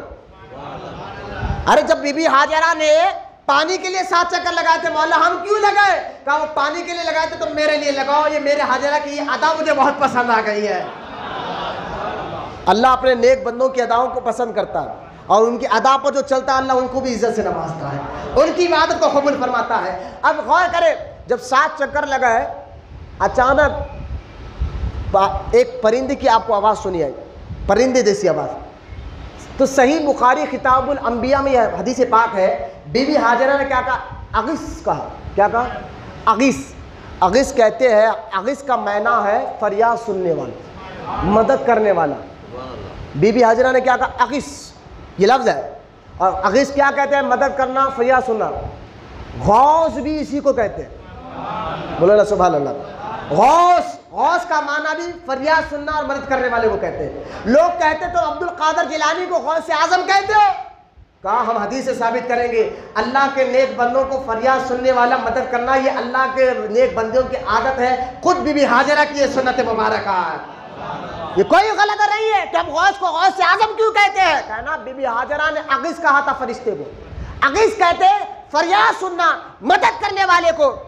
جب اگر بی بی ہاجرہ کا کام یہ غلط ہوتا تو اللہ تو کہتا اے ہاجرہ یہ کیا کر دیا تو نے میرے علاوہ دوسروں کو پکارا مدد کے لیے؟ لہٰذا اللہ نے ان کی عادت کو پسند بھی فرمایا اور اس طریقے کو بھی پسند فرمایا، لہٰذا فرشتہ آیا اور اسماعیل علیہ السلام کے لیے پر مارا، وہاں جو آج زمزم کا کنواں ہے اس پانی کو نکالا جس پانی میں آج شفا بھی ہے، غذا بھی ہے، بولنا سبحان اللہ۔ آج وہ پانی اگر کوئی بھوکا پیٹ والا پیے تو اس کو اس کا بھوک مٹ جاتی ہے، پیاسا پیے تو پیاس مٹ جاتی ہے، یہاں تک کہ بیمار پیے تو اس کو شفا مل جاتی ہے۔ پانی ایک ہے، حدیث میں سرکار نے فرمایا ہے تو زمزم کا پانی، لیکن جو جس نیت کے ساتھ پیتا ہے اللہ اس کو ایسا کرم فرما دیتا ہے۔ کئی عالموں نے پیا کہ اللہ ہمارے علم میں اضافہ کر دے، جب پیا تو اللہ نے ان کو علم سے نوازا۔ کسی حافظ قرآن نے پیا، اللہ میرے قرآن کو مضبوط کر دے، پینا تھا، اللہ نے اس کو ایسا مضبوط حافظ قرآن بنایا کہ لوگ دیکھتے رہیں گے۔ لہذا جو جس نیت سے پیتا ہے اللہ ایسا کرم فرما دیتا ہے۔ خیر الغرض، بی بی ہاجرہ کے یہ واقعے کے بعد حضرت پھر اللہ کا حکم ہوا اسماعیل علیہ السلام کی ذبح کرنے کا، اور اسماعیل علیہ السلام کو ذبح کرنے کے لیے ابراہیم علیہ السلام لے جا رہے تھے تو وہاں شیطان بی بی ہاجرہ کے پاس گیا، کہا آپ کو معلوم ہے ابراہیم کہاں جا رہے ہیں؟ کہا ان کو گھمانے لے جا رہے، فرمایا نہیں ان کو ذبح کرنے لے جا رہے ہیں۔ بی بی ہاجرہ نے کہا باپ بھی بیٹے کو کوئی بھی ذبح کرتا ہے؟ کہا یہ اللہ کا حکم ہے۔ بی بی ہاجرہ نے کہا اگر اللہ کا حکم ہے تو ایک نہیں ہزاروں اسماعیل اللہ کے نام پر قربان ہے۔ اور یہ کہہ کر بی بی ہاجرہ نے کنکر ماری، وہاں سے شیطان بھاگا، اسماعیل علیہ السلام کو بھٹکانے کی کوشش کرا، آپ نے بھی کنکر ماری، وہاں سے بھاگا، ابراہیم علیہ السلام کے بیچ میں آنے کی کوشش کرا، آپ نے کنکر ماری۔ تو آج یہ 3 ادائیں اللہ کو اتنی پسند آئی کہ آج بھی دیکھیں بڑا شیطان، منجلا شیطان، چھوٹا شیطان، تینوں شیطانوں کو وہاں آج جو ہے نا جمرات میں جو حاجی حج کرنے جاتا ہے اس وقت اس کا حج قبول ہی نہیں ہوتا جب تک ان تینوں شیطانوں کو کنکریاں نہ مارے۔ میں اس لیے کہا نا حج کو اگر دیکھا ہے تو ہر اللہ کے نیک بندوں کی یادیں پوری حج، تو لہٰذا اللہ کے نیک بندوں کی یاد منانا یہ اللہ کو پسند ہے یار۔ کیوں تم لوگوں کو 11ویں منانے سے روکتے ہو، عرس منانے سے روکتے ہو؟ الغرض بی بی ہاجرہ یہاں حضرت اسماعیل علیہ السلام کو ذبح کرنے کے لیے آپ نے لٹایا، سارا واقعہ بتایا، اسماعیل علیہ السلام نے اجازت دے دی کہ اللہ کا جو حکم ہے وہ کر بتائے، ذبح کرنا تھا، اللہ تعالیٰ نے وہاں جنت سے دمبا بھیجا، وہاں سے یہ ہے حضرت ابراہیم علیہ السلام کہ بیٹے اسماعیل علیہ السلام ہٹے، دمبا ذبح ہو گیا، یہاں تک کہ مسلمانوں تک اب قیامت تک جو ہے نا اس بات میں ایک بتاتا ہوں سنیں آپ۔ آج لوگ یہ کہہ رہے ہیں اس یاد کو منانا قربانی ہے، اور قربانی کے بارے میں حدیث مبارکہ ہے، نبی کریم صلی اللہ تعالیٰ علیہ وسلم نے فرمایا، پہلے حدیث سن لیجیے آپ، کہ جو قربانی کے دن سب سے زیادہ اللہ کو کوئی اگر عمل پسند ہے اس دن، قربانی کے دن، وہ ہے جانور کو ذبح کرنا۔ بولے نا سبحان اللہ، جانور کو۔ پھر سرکار فرماتے ہیں کہ جب کوئی بندہ اللہ کے لیے جانور کو ذبح کرتا ہے، خون زمین پر بعد میں گرتا ہے، اللہ اس کے گناہ پہلے معاف کر دیتا ہے۔ پھر اور آگے سرکار نے فرمایا کہ جانور کے جسم پر جتنے بال ہیں ہر بال کے بدلے میں ذبح کرنے والے یعنی قربانی دینے والے کو اللہ ایک نیکی عطا فرمائے گا۔ صحابہ نے پوچھا حضور یا رسول اللہ اون والا جانور بھی ذبح کرے؟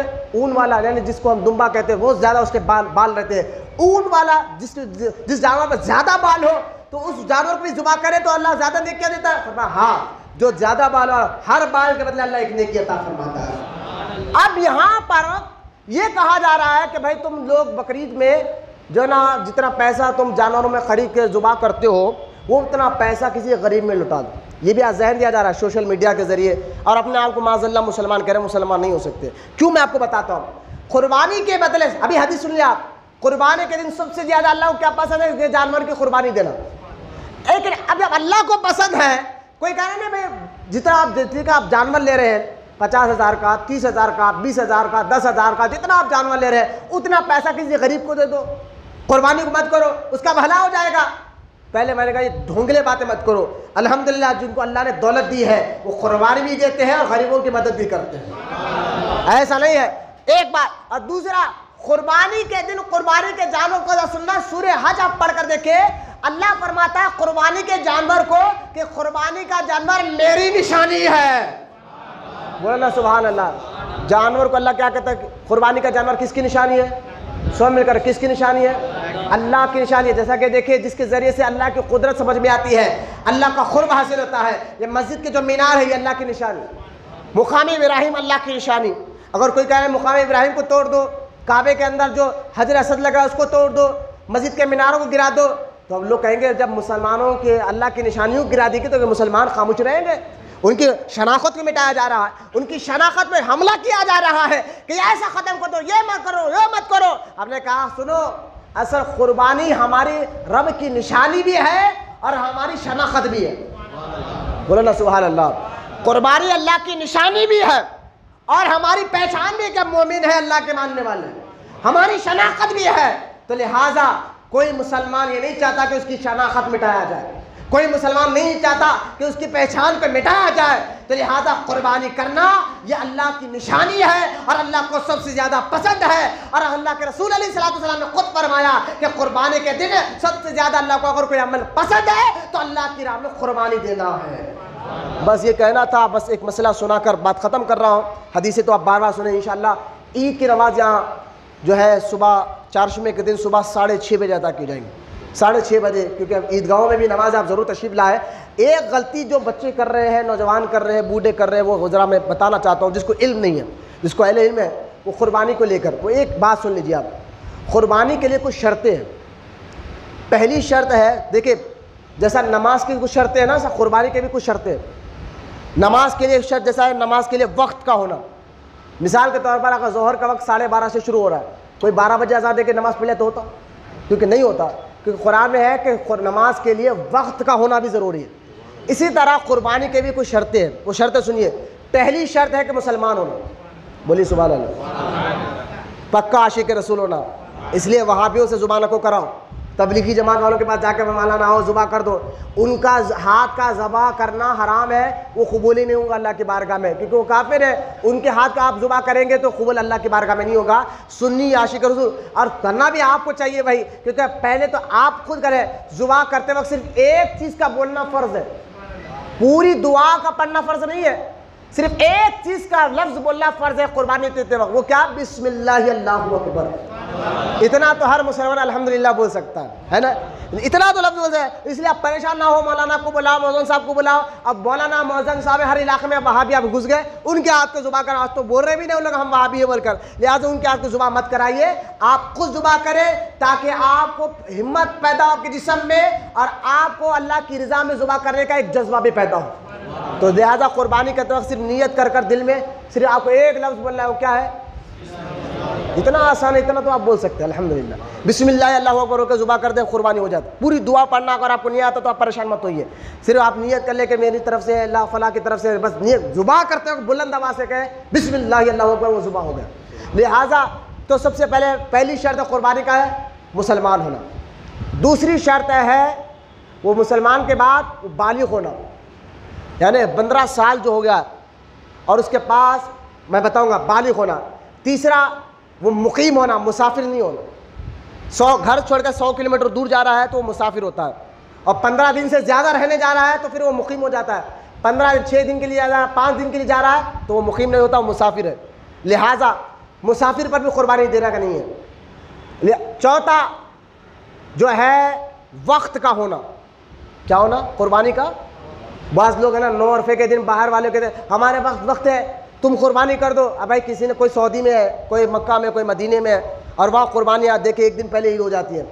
یہاں 9 تاریخ ہوتی ہے, وہاں عید کا دن ہوتا ہے. کچھ لوگ کیا کرتے ہیں حیدرآباد میں آج ذبح کر رہے ہیں، یہاں پر حیدرآباد میں بھی میں دیکھا ہے ایسے حالت، آپ نے شاید دیکھا ہوگا، 9 عرفہ کو ذبح کر رہے ہیں، ان سے ارے کہیں کو نہیں ہمارا نہیں ہے بھائی، وہ سعودی میں ہمارے چاچا ان کے نام کا ہے۔ میں کہتا ہوں یہ قربانی ہوتی نہیں ہے، عبادت کو من چاہی مت بناؤ، رب چاہی بناؤ۔ میں جیسا کر رہا ہوں ایسی عبادت اللہ کو قبول نہیں ہے، میں جو سوچ رہا ہوں وہ صحیح۔ مولوی صاحب کیا ہے؟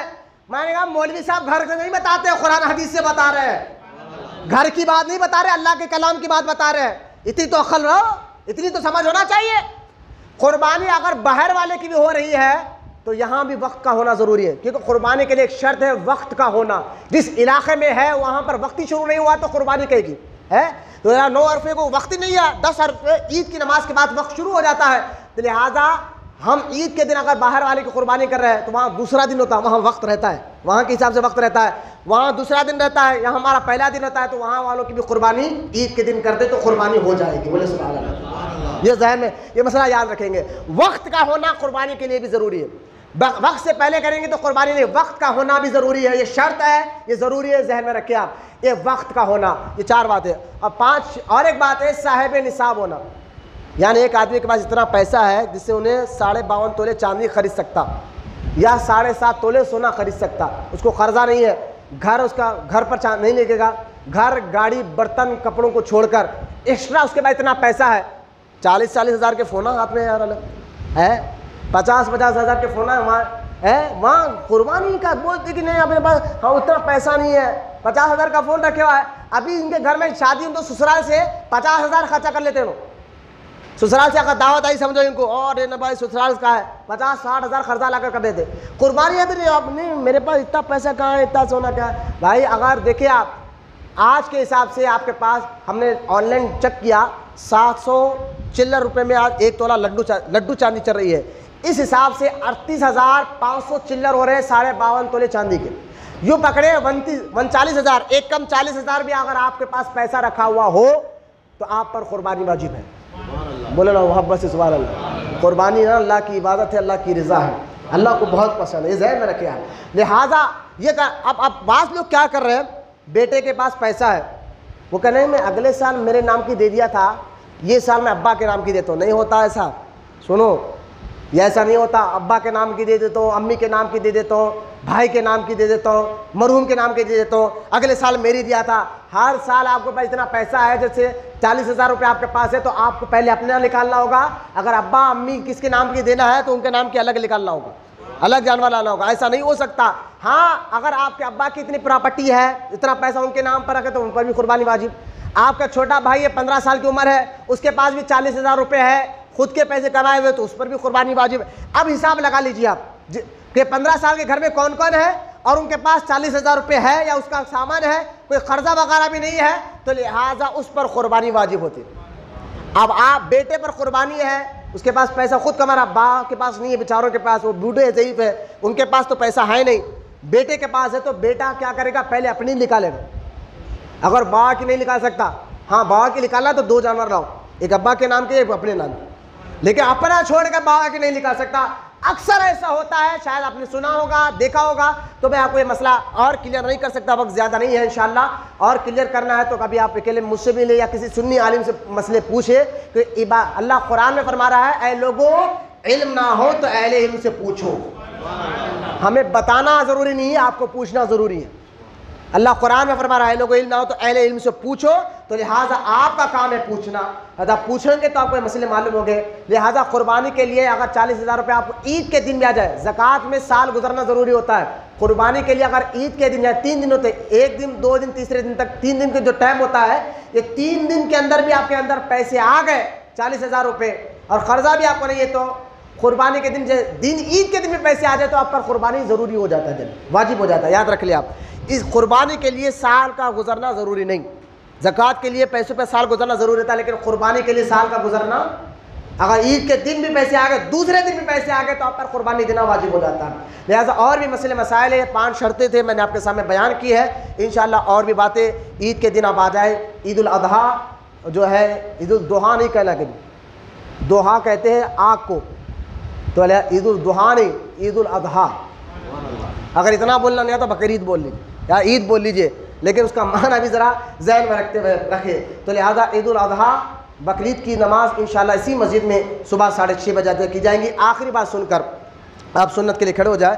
کوئی اٹھ رہے جائے مت کو عمل کی توفیق عطا فرمائے. جتنے بوڑھے بچے نوجوان جتنی دیر سے آپ بیٹھے مولا کے بیٹھنے کو قبول فرما, ان کی دعاؤں کو قبول عطا فرما, ان کو سچا عاشق رسول بنا اور ان کے قیامت تک ان کے نسلوں میں عاشق رسولوں کو پیدا فرما. اللہ ہم سب کی دعاؤں کو سرکار غوث پاک رضی اللہ تعالیٰ عنہ کے صدقے توفیق میں اور خصوصاً یوسف شریف بابا علیہ رحمۃ الزمان عرس مبارکہ ان کے صدقے مولا ہم سب کی دعاؤں کو قبول اور مقبول فرما. وما علینا الا البلاغ.